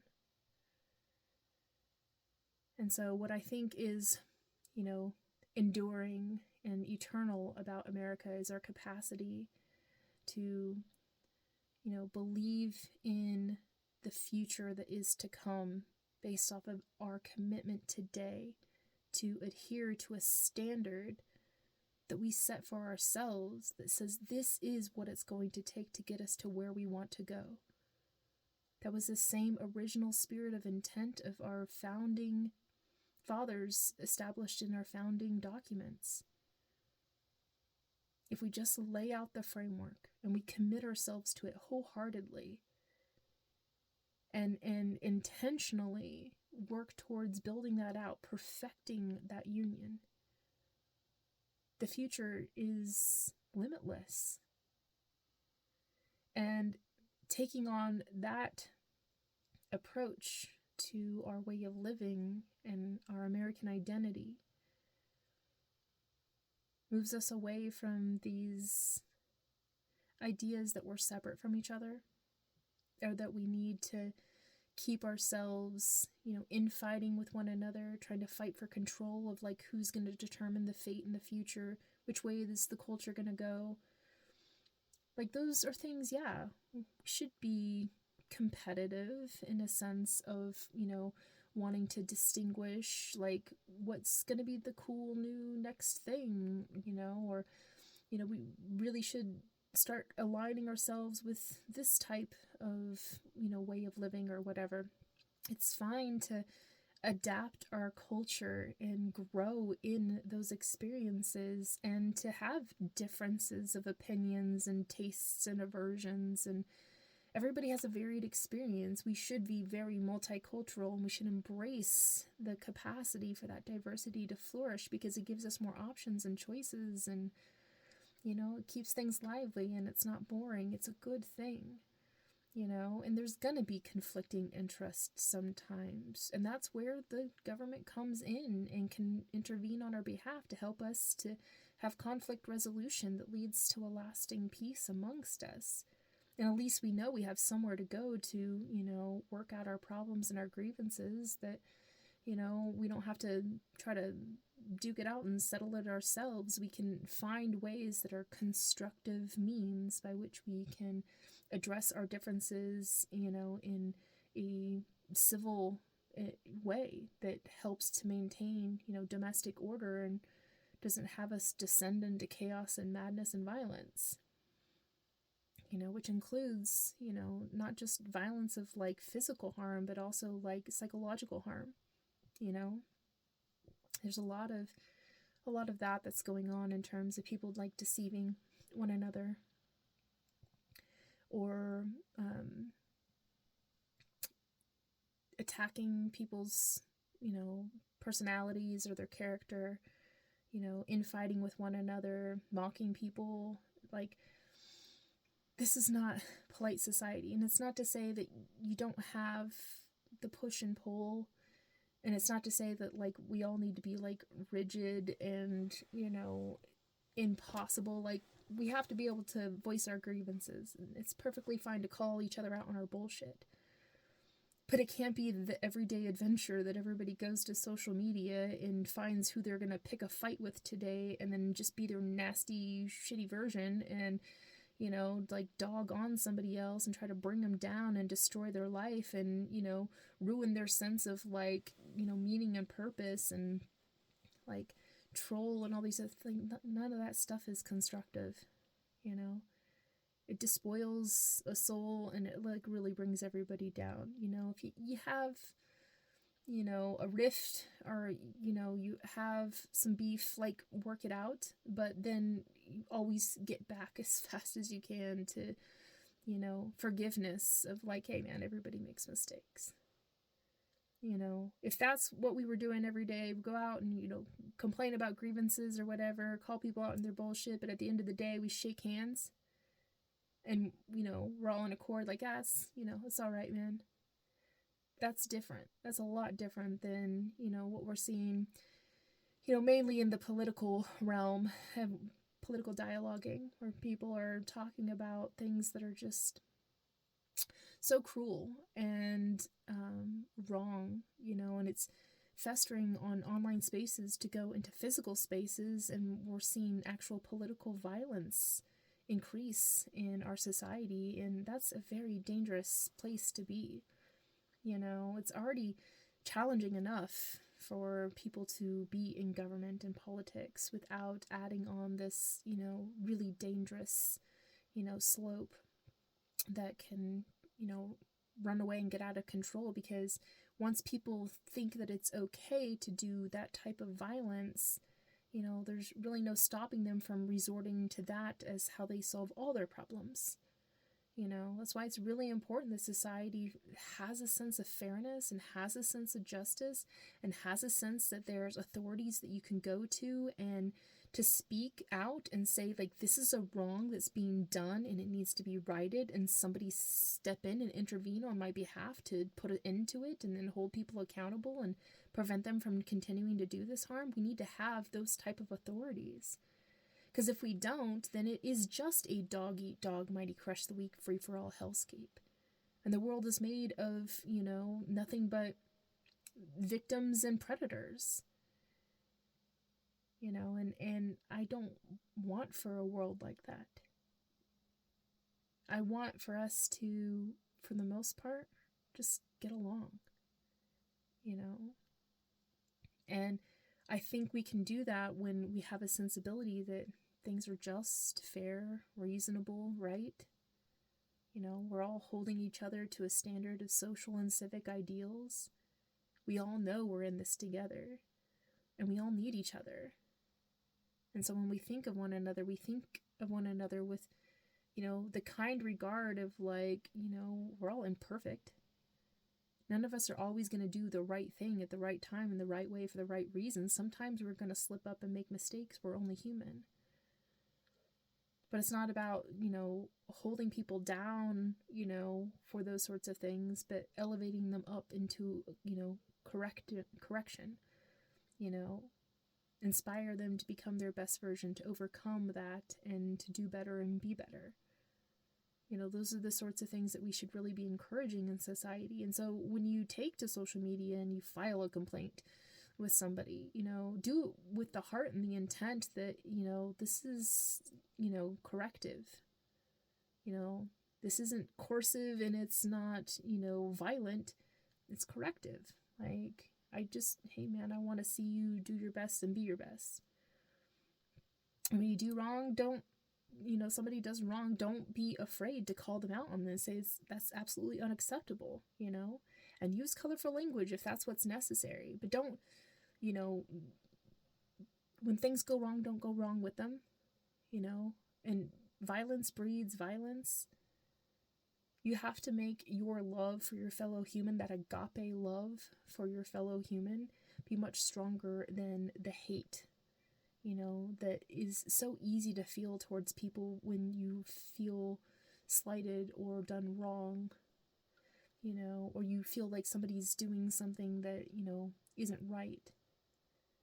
You know, that sense of righteous anger is constructive, you know, and use it towards good ends that are corrective, you know, but don't use it in violent, destructive ways.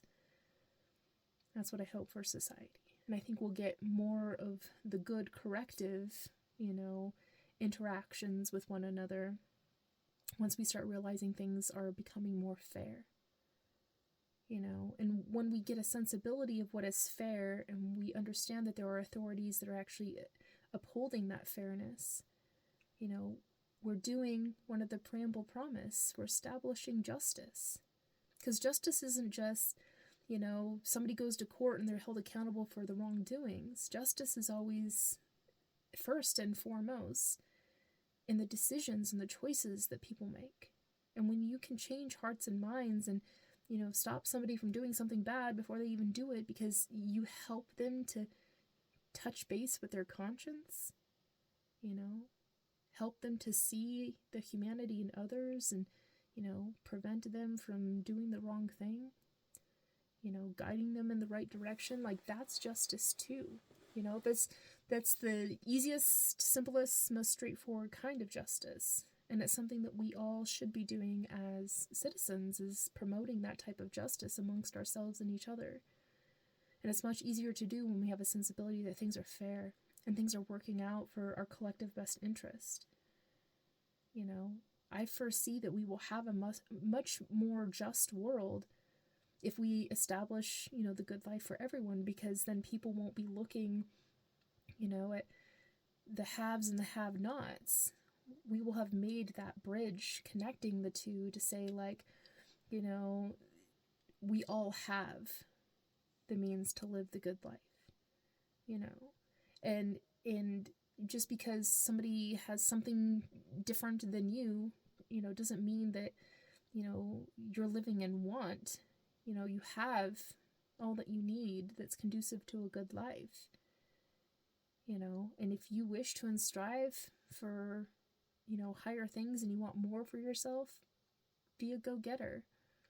You know, there's nothing stopping you from doing that in a world that is really all about helping you to see your potential and to grasp for prospect and to, you know, apply yourself and to pursue and to have ambition and to, you know, dream big and want for, you know, better things for yourself and for others, and to strive towards those sorts of things, and to know that you can actually achieve them. They're attainable, you know, because society is so designed and organized, you know, and we all live in accordance with the sensibility. That's just how society works, you know, and we opt for that for ourselves time and time again.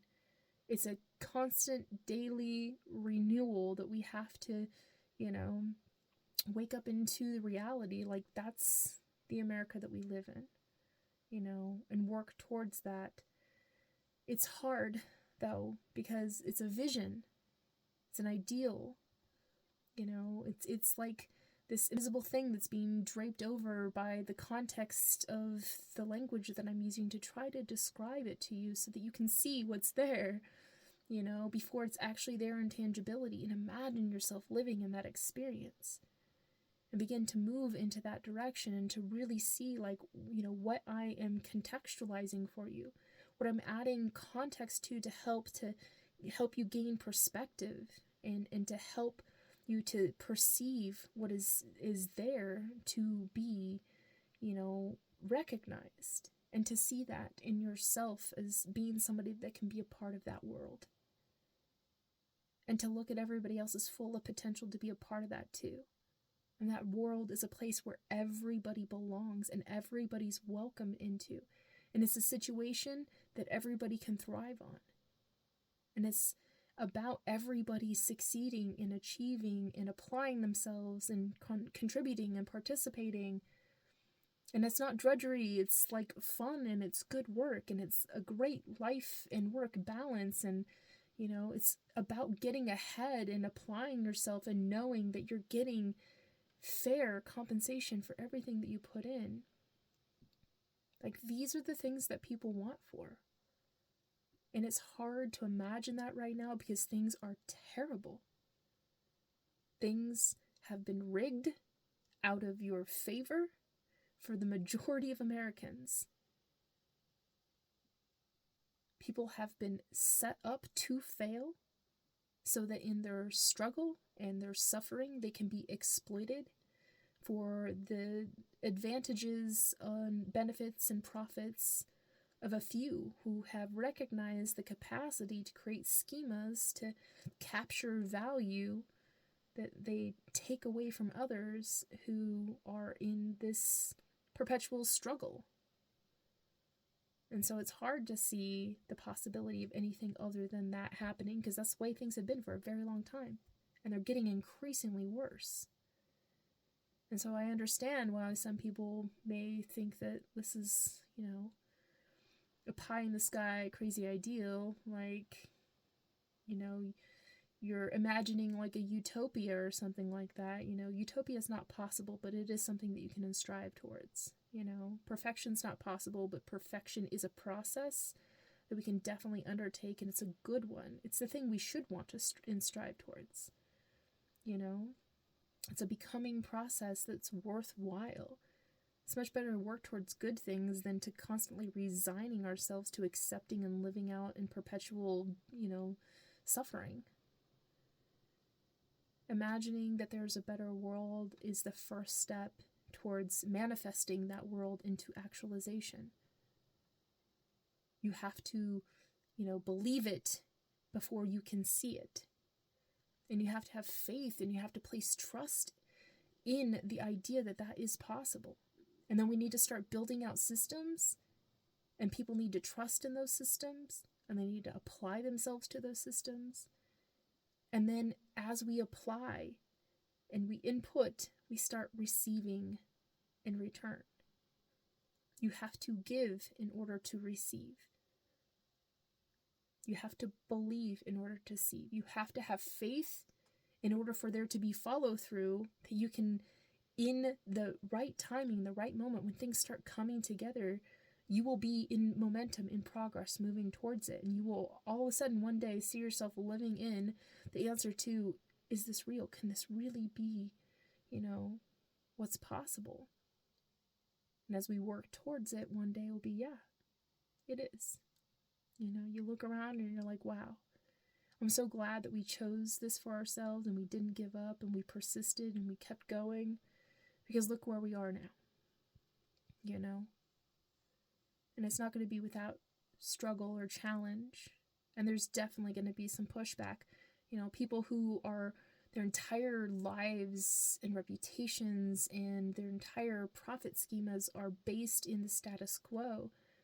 And it will be like, they will cling on, and it will be a dying game of gimme, gimme, until they finally relent and they realize that there's going to be less and less people that are participating in their, control dramas and, their exploitations, because we're vested in other things. And eventually, they will be a dying breed that falls away into irrelevance. But in the meantime, there's going to be a lot of harsh pushback, and, some people in desperation and left to their own devices are quite capable of doing significant harm. And so we're going to have to be responsive to that. We're going to have to stand our ground. We're going to have to assert our authority and our collective authority and collective best interest. We're going to have to defend our democracy. And I feel there's a infectious rebellion that's happening. People are rejecting everything of the POTUS 47 administration because it's, not conducive to our well-being. It is not most likely to help us to achieve happiness. It's destroying our lives. And lots of people are pissed. And they want to apply themselves to something that can not only reject that, and to refuse it and to deny it, but also to move away from it with intention. That's like, as you're walking away down the path towards, this new vision, this new future that we're building together, you're giving the big middle finger to, what we're leaving behind. And those who choose to stay behind there, that are going to desperately try to hold on and hold us back. No, we just keep on keeping on. We keep moving. It comes to mind when I think quite often about the civil rights movement and what my dear Dr. Martin Luther King Jr. used to say, like, peaceful protest was the only way that doing what you had to get done to attain civil rights was going to be done, with legitimacy. And that, if it took everybody going to jail, and if it took some people getting beaten and not retaliating back, for what they were working towards and what they were standing for, trying to achieve civil rights, like, people were willing to sacrifice for that cause because it was so important. And MLK really taught everybody, like, how to stand your ground, how to not be drawn back under the, the bondsman and the lynchmen, and don't become submissive again. Like, no matter what they do to us, we must not retaliate against those who have no sense. But we must break their will. We must break up their concentrations of power. We must limit their capacity to do harm. We must reduce their strength and their influence and their power. And we do that best by moving together in solidarity. You know, coming to each other with mutual aid and support. You know, we take direct action and we move in the direction that we know we need to go in order to get us away from here. And we stand our ground when they try to pull us back. You know, the bad actors with nefarious intent who are intent on keeping us in this terrible place where they can exploit us. Like, don't give in and don't give up.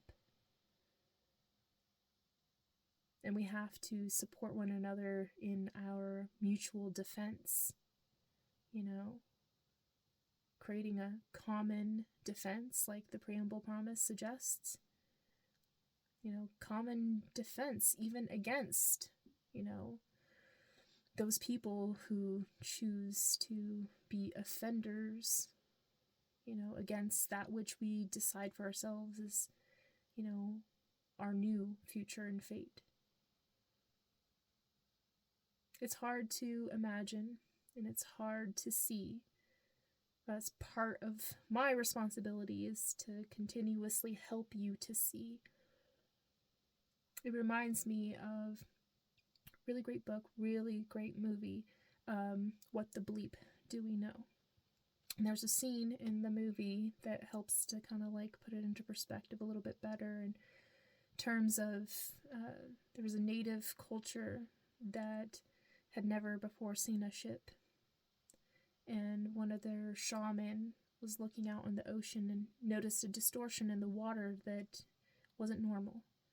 He looked out on the ocean many times before, and he never saw the water do quite that before. And over time, he kept looking and questioning and wondering and distinguishing that there's something different that's happening there. There's something there that isn't clear, you know, but over time he figured it out. And he realized, there's a ship. And he finally saw what had been there all along, but he couldn't perceive because his mind couldn't conceive of it. And it wasn't until he took the time to figure it out, work it out, detail by detail, wrapping his head around like this idea that there's something there. What is it? What is it? And then eventually he saw it, and then he was able to translate much easier in a much shorter time than it took for him to figure it out for himself, you know, to the other people. Hey, there's this ship out there. And they're like, well, what's a ship? And as he explained it, it improved his capacity to see the ship and understand the ship, which meant the more and more he told the story and shared it to people, it helped him to better reveal that the ship was there. And then people continued to spread the word and the message as they got to see it too, and became this embedded idea within the consciousness of everybody, and suddenly everybody knew what a ship was. And they could see it right there. And they could translate it and express it to one another, and over time they eventually understood more and more about what is a ship. And that's kind of what I'm framing here, is a sense of there's something here that I see that is beyond, you know, what we now know and understand, what is, you know, our lived experience, the things that are tangible and realistic and, you know, like has been a lived experience. You can say, yeah, that's a thing. It actually happens that way. But there's an outlining that's there of this invisible reality that lays before us, of these possibilities, these potentialitudes that are there for us to seize and take advantage of. All we have to do is try.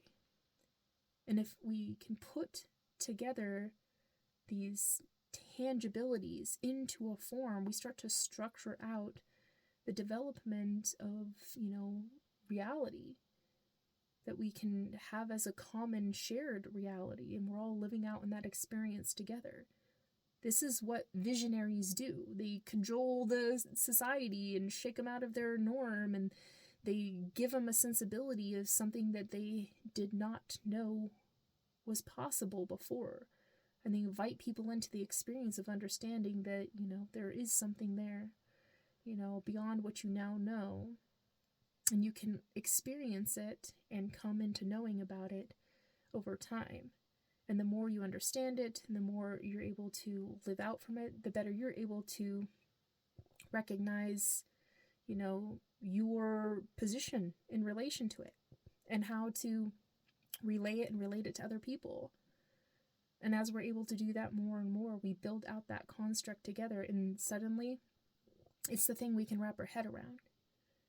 It's exactly what our founding fathers did in the United States of America when they sat down with nothing but ink and a quill and some paper, and they're like, all right, how do we form a more perfect union? How do we break free from this crazy mess we're in this tyrannical situation with a leader that's out of his mind, and he's trying to control our lives and dictate it from a distance, and we can hardly breathe, and we can't get along in our lives, and man, we just want to be free. How do we translate that?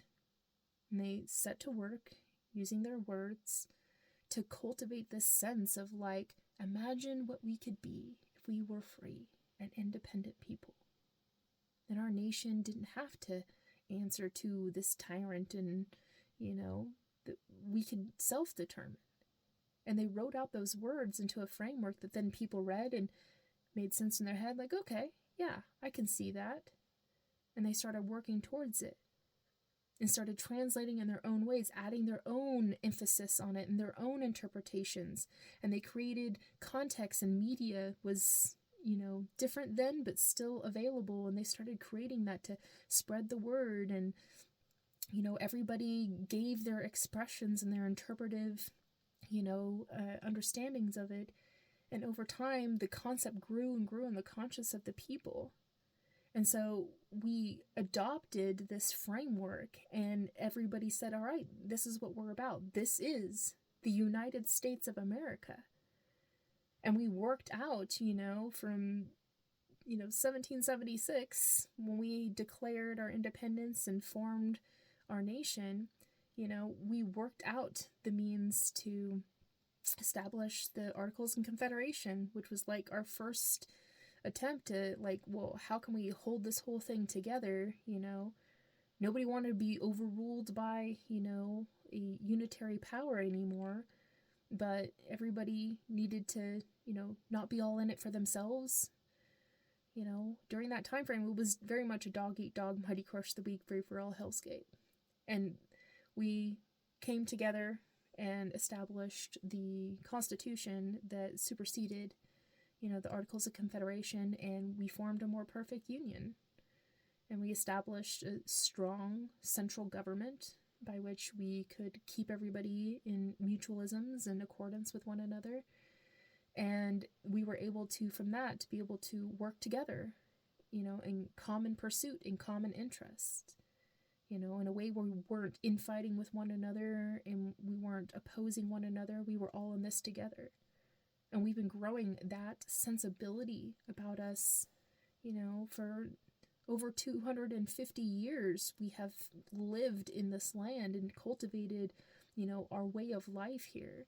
And slowly over time, we have formalized the sensibility of how we are going to live here and exist here together. And there's so much room here, and there's so much abundance here, There's more than enough for everybody's need. The problem is we have lots of greedy people that are not caring about other people. And that's why we have government, to keep that kind of stuff in check. To say, there should be a limit to your ambitions, and your in-striving. And that limit should be based off of a sense that if you go too far in excess, it's actually really harmful for everybody else. And then the thing that is fundamental and foundational, the thing that's upholding society, will literally fall apart. Things will begin to dissolve and disintegrate, and our nation will fall into dissolution. And we don't want that to happen. We have to prevent that from happening, which means that we have to have, a system of governance that keeps everything just, fair, reasonable, and right. you know? It's one of the things that people confuse, free market, we should just be able to do whatever the hell we want. Nope. Freedom is the liberty to make the right choices and the sensibility of knowing there's a right and there is a wrong. And that some things, even though you may want to do them a certain way, maybe isn't going to work out the way that everybody else can be agreeable with. And because we are in relation with one another as fellow human beings and fellow citizens, we have to find a way to work together. What I see happening right now is, people trying to fall back into like the sensibilities of the Articles of Confederation, where it's everybody out for themselves and like fierce independence and rugged fierce independence and individualism and all of that. Like, yeah, you should definitely want to be self-determined and self-reliant, and self-made. Like, I want for every American to feel that experience and to actually live it out and to be successful. But there has to be limits to that, because we need to prevent people from trying to, ambition their way to exploiting everybody else so that they can, have personal gains and advantages at the disadvantage of others. Like, those are the things that aren't okay, and that's why we have a government to prevent those sorts of things. But when you look at our founding principles and the way we've been able to evolve over time, we've improved our capacity to get along with one another, find reasonable means to make this all work for everybody's interest. So it's not out of the realm of possibility for us to say, okay, things aren't working right now for everybody. Things have gotten way out of hand because we've allowed ourselves to take these great, gigantic leaps with innovation and technology and industry and all these things. Like, yeah, it's great, but it's come at the cost of whole populations of people have been left by the side of the road, literally. We have hundreds of thousands of Americans living on the side of the road in squalor and filth and grime. And that's happening right next to, these luxury apartment buildings that are being, built up. And that gross inequality is literally gross. It's disgusting. It's so repulsive. And the fact that our society has somehow accepted that really just goes to show that we lack the right type of ambition. Like, the things that matter to us are obviously not the things that should be mattering to us. We should want for cities where people aren't living on the streets, and not because we've hidden them away and, made them not our problem or confined them somewhere or something like that. No, like, we should have a society that is conducive to the well-being, that everybody has a safe home space and we don't have to worry about people living on the streets or in their cars. Civil society doesn't have that type of arrangement, And there's ways for us to have workable solutions to innovate those problems out. And all I'm asking for is for us to have a reasonableness of our ambition that says that while you take risks for higher things, make sure nobody gets left behind.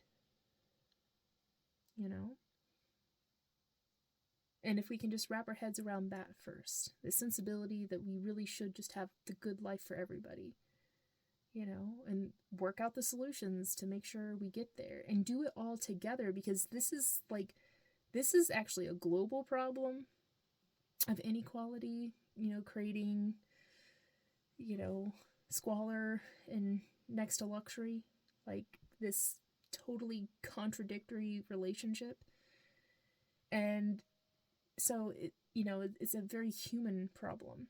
And so it needs to be solved. And imagine if America applies itself to solve that problem, and then we can, again, trade. Let that be our greatest trade resource, is our capacity to help to solve for poverty. It is, after all, the number one sustainable development goal out of the 17 sustainable development goals authored by the United Nations, which in the framework of achieving, an America that works for everyone, it would be conducive for us to approach with welfare and stewardship the achievement of the 17 Sustainable Development Goals. I mean, they worked it out pretty well in fine details of like what needs to be done, and many metrics, accounting for like how that can be achieved. And there's a whole body framework of many brilliant minds that have been working very hard to find best practices to achieve that and account for it, And so applying in practice to achieve those here in America, also aligning with us getting back into the safe operating space of planetary boundaries in terms of like our human activity, and we align that with our sensibilities of welfare and stewardship as well, then what we're doing is we're benefiting the collective, experience. We're helping to achieve the Sustainable Development Goals.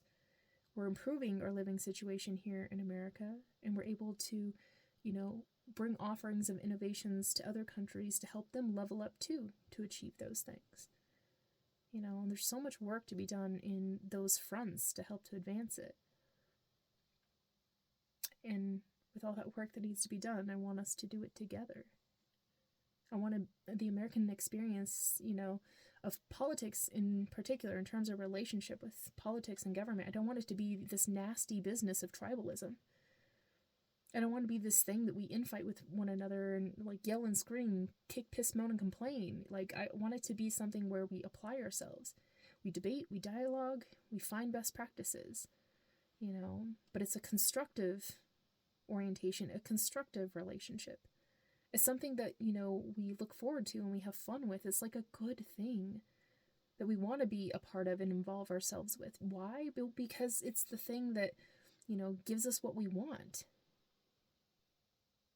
It's the thing that is able to be that mediator, when we need to have something to help us to, find conflict resolutions.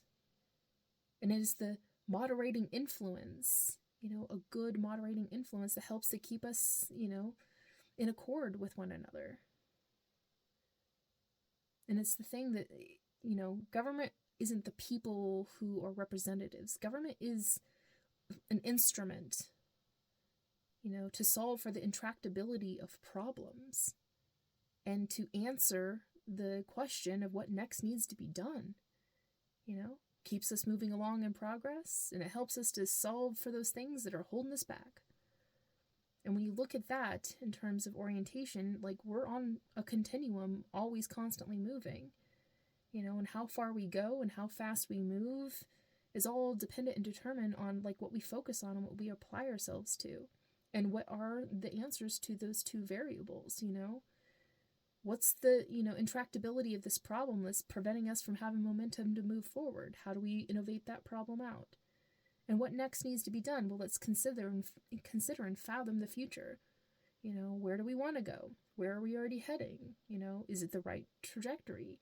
And question those things. And that's what government's supposed to be about, is figure those things out. And even the many representatives we have in government, it is impossible, even with all of their helpers. They can't be everywhere all at once.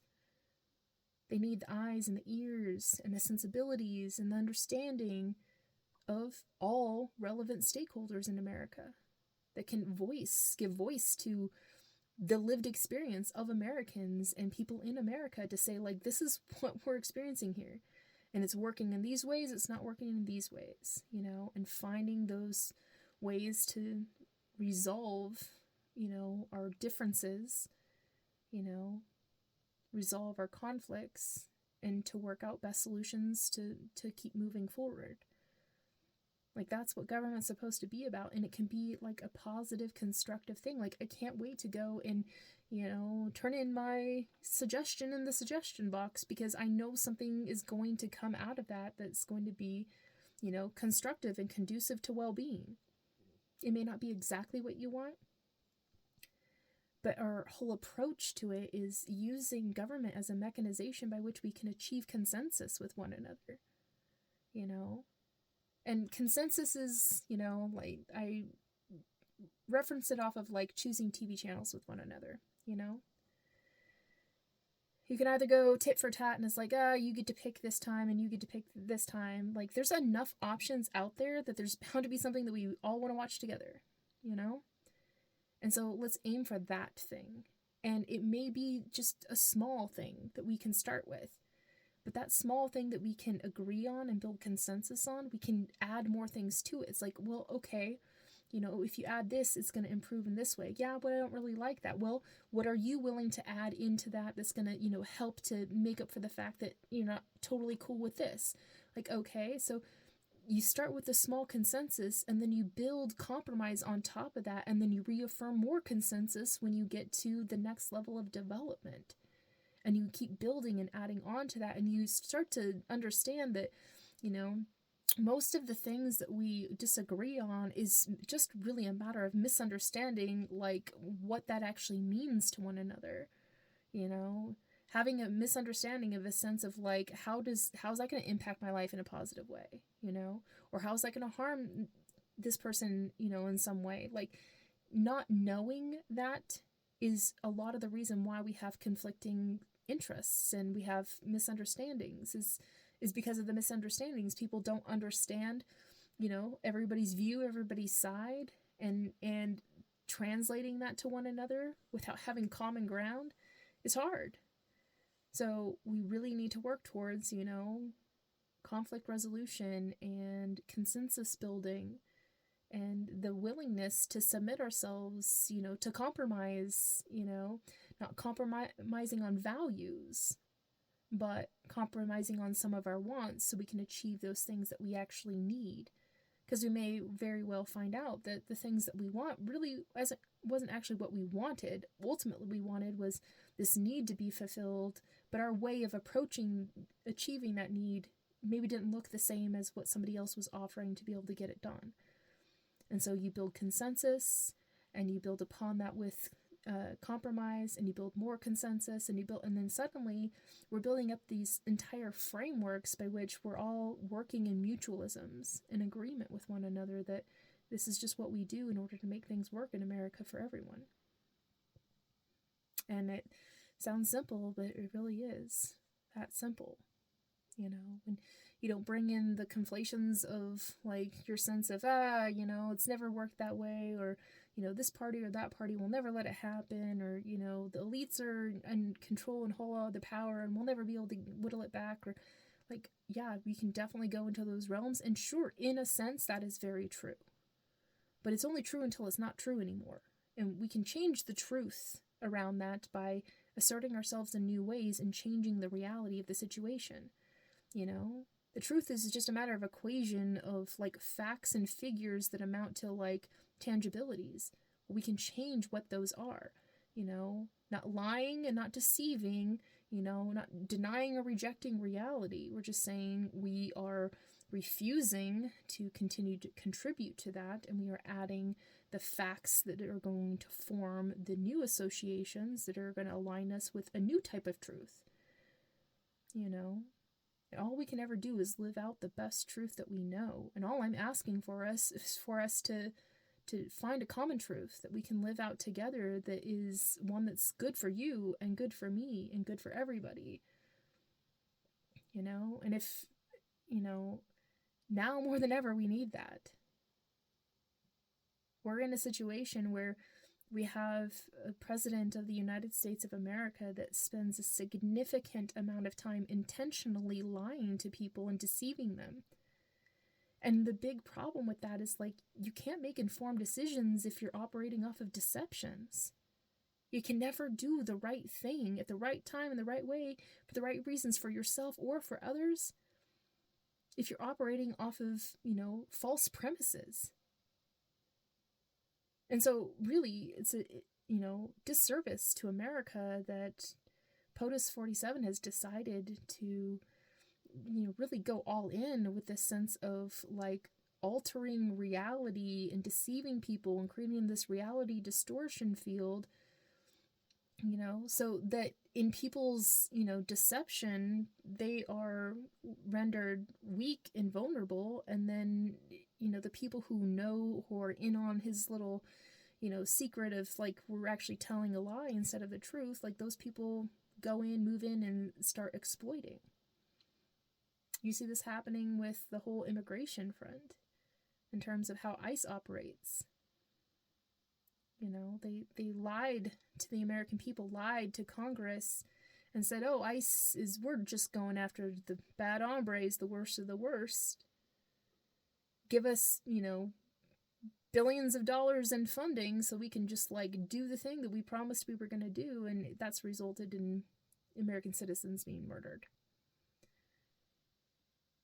And because of that, you know, we have this whole situation of now, like, we're in fear of our government. And POTUS 47 really likes that position because it makes him feel special. And then that's another position of vulnerability by which he can exploit you. Him and his administration, and they're doing that. Him, his administration, and his party, unfortunately. And that's not a good place for anybody to be in. Because everybody's operating off of this assumption that we can't anticipate what this madman is about to do. He's a mindless radical that doesn't have the best interests of America or Americans at heart. He doesn't care about you. And he is willing to harm you in order to achieve the ends that he sees fit. But he's not willing to consider your side of things. He's not willing to consider what's going to be conducive to your happiness or well-being. He only cares about himself. He's a very selfish person. He is a deviant. And because of that, he's led us in this terrible position, and we're being led astray as a nation. And it's unfortunate. And we deserve so much better than that. We have to start asserting truth by rejecting his lies and his false narratives and his distortion of reality. We have to wholeheartedly diverge from his continuum spectacle of negative outcome consequences, and we need to say we refuse to accept his version of America. We need to align ourselves together, you know, in mutual accord to diverge away from that and move towards something that is going to be good for us all. And I know that it will take a significant amount of convincing for people, and where I am on my platform doesn't carry a whole lot of weight by American standards. My voice is small and my reach is limited, but I continue to voice these things because I know eventually it's going to resonate with people. I already see it happening all over the place. People are starting to catch on to the ahas and the epiphanies.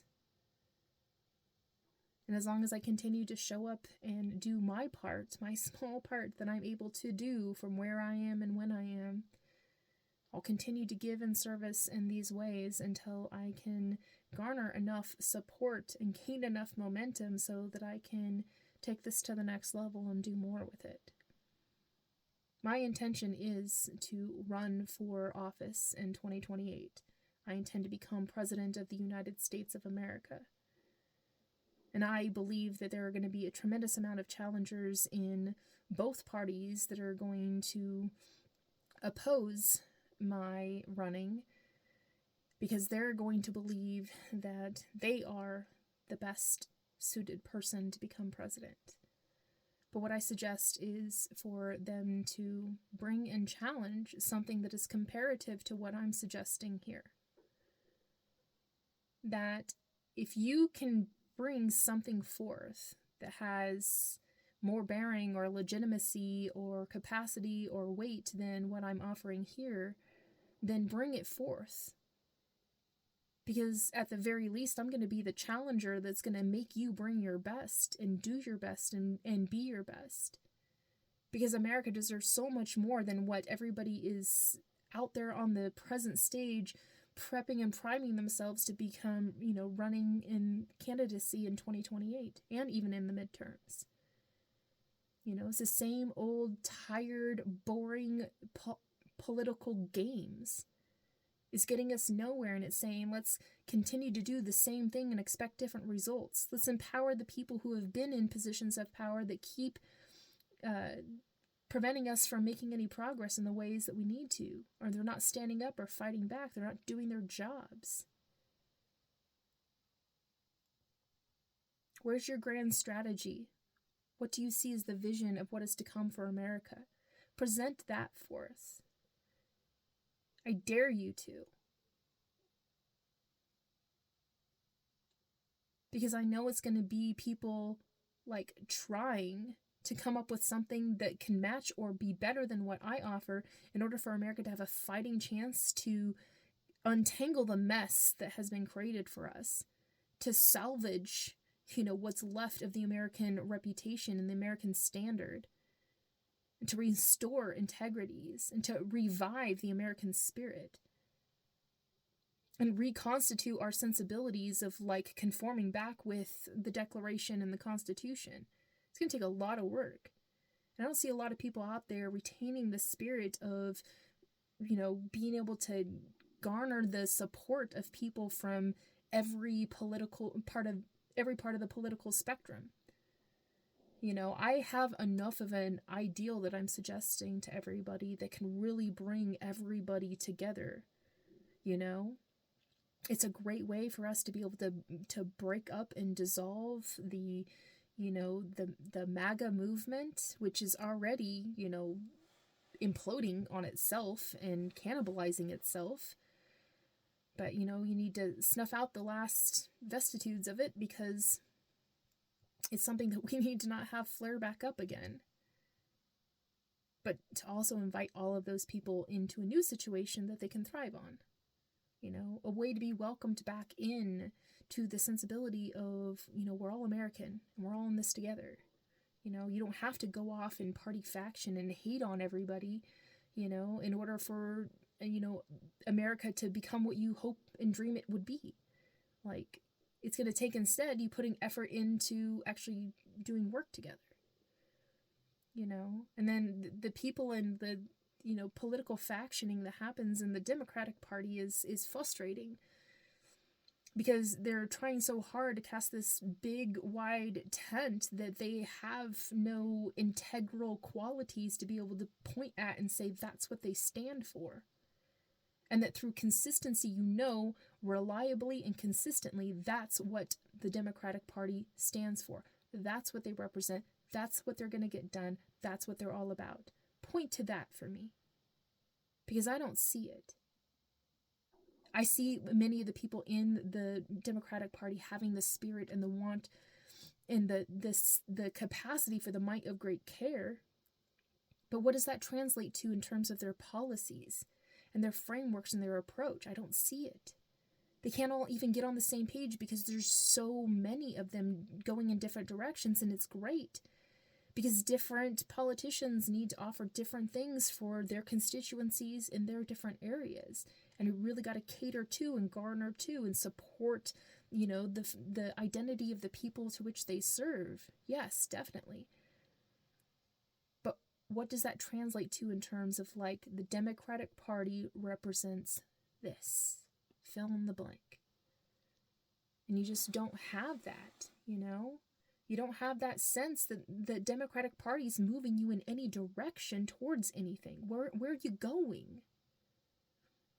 We already know that the Republican Party has lost their minds. Like, literally. They sold out to this MAGA factioning, and they have really just ruined their credibility. And I like to say they really need to be put in time out in a corner for a little while so they can think about their mistakes and, hopefully, self-develop and come into a knowing and understanding that was a really bad idea, and to move away from like the worst tendencies, and because the MAGA party really brought out the worst in people.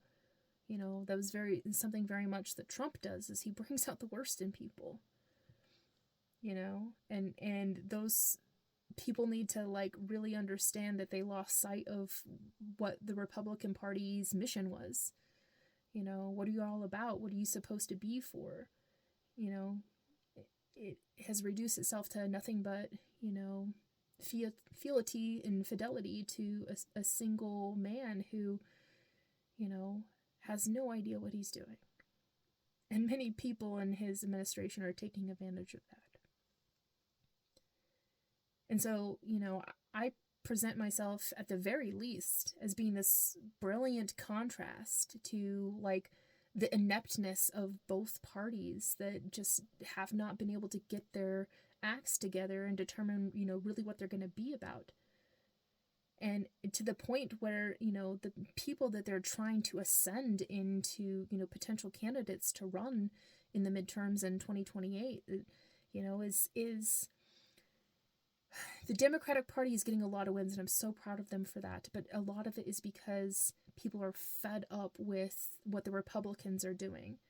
It's not out of a sense of like, let's go all in with, what they're offering because that's what I want. It's kind of like the lesser of two evils.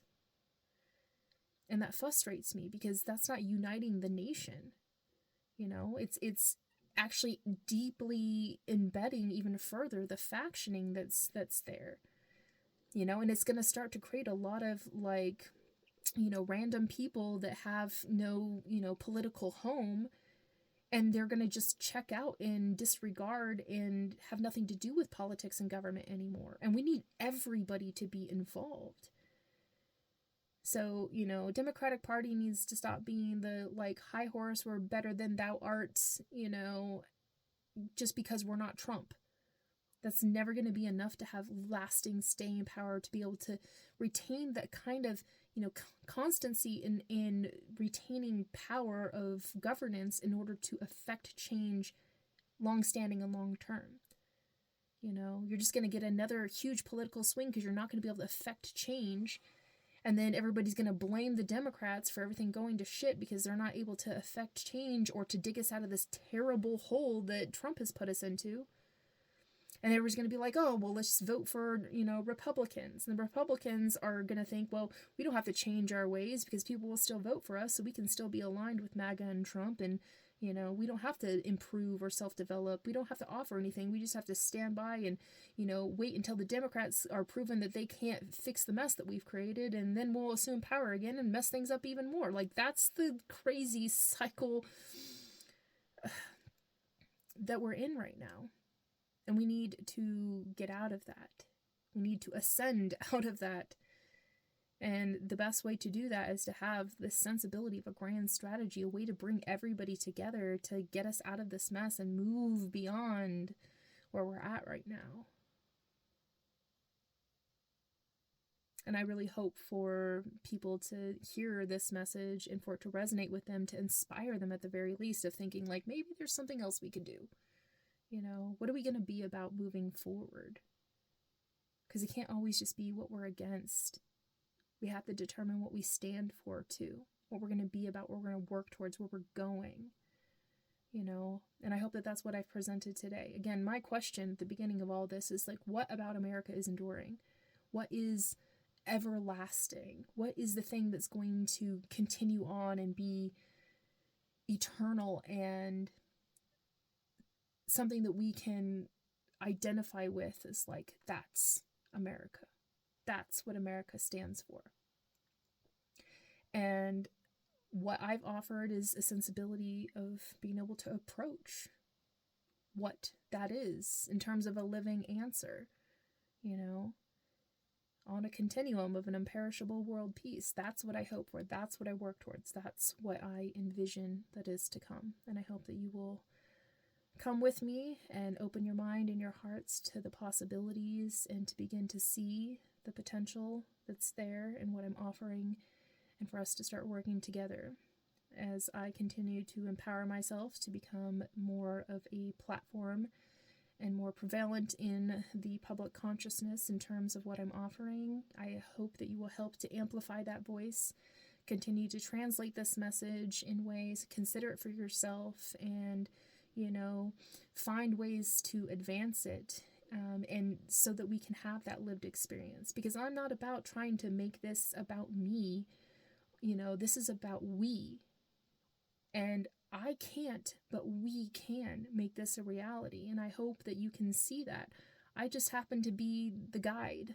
I envision myself to be the helmsman that would know how to read the maps and read the compass and know how to get everybody to work together, and how to translate and communicate against all the the different power leverages that we have in our governance, and work it in an intentional direction to get us to where we actually want to go.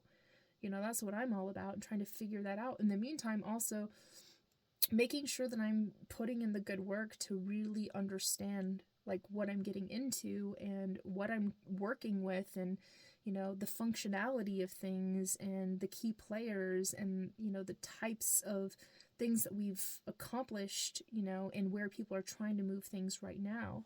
So I try to keep my thumb on the pulse of America, and I listen for the heartbeat, and I try to follow along, and sync it up with my own sensibilities, my own heart song of like, I know where I'm going, don't you want to come too? And I'm trying to invite everybody into that experience, but making sure to like, I'm not trying to like drive people into a direction or drag them somewhere they don't want to go. Like, you really have to be, this has to be a willing thing, and you have to will it and want it and be about it in order for it to actually work. I'm not about forcing you into it. Like, I want to compel with the force of good of like, isn't this something that is worth trying for? And I hope you'll believe that. So with that, thank you very much for your valuable time, attention, and consideration. And I hope that you will ponder over the question that I asked of, what about America is eternal? And for yourself, think about what would be the answer to that. With that, until next time, I appreciate you. Be well.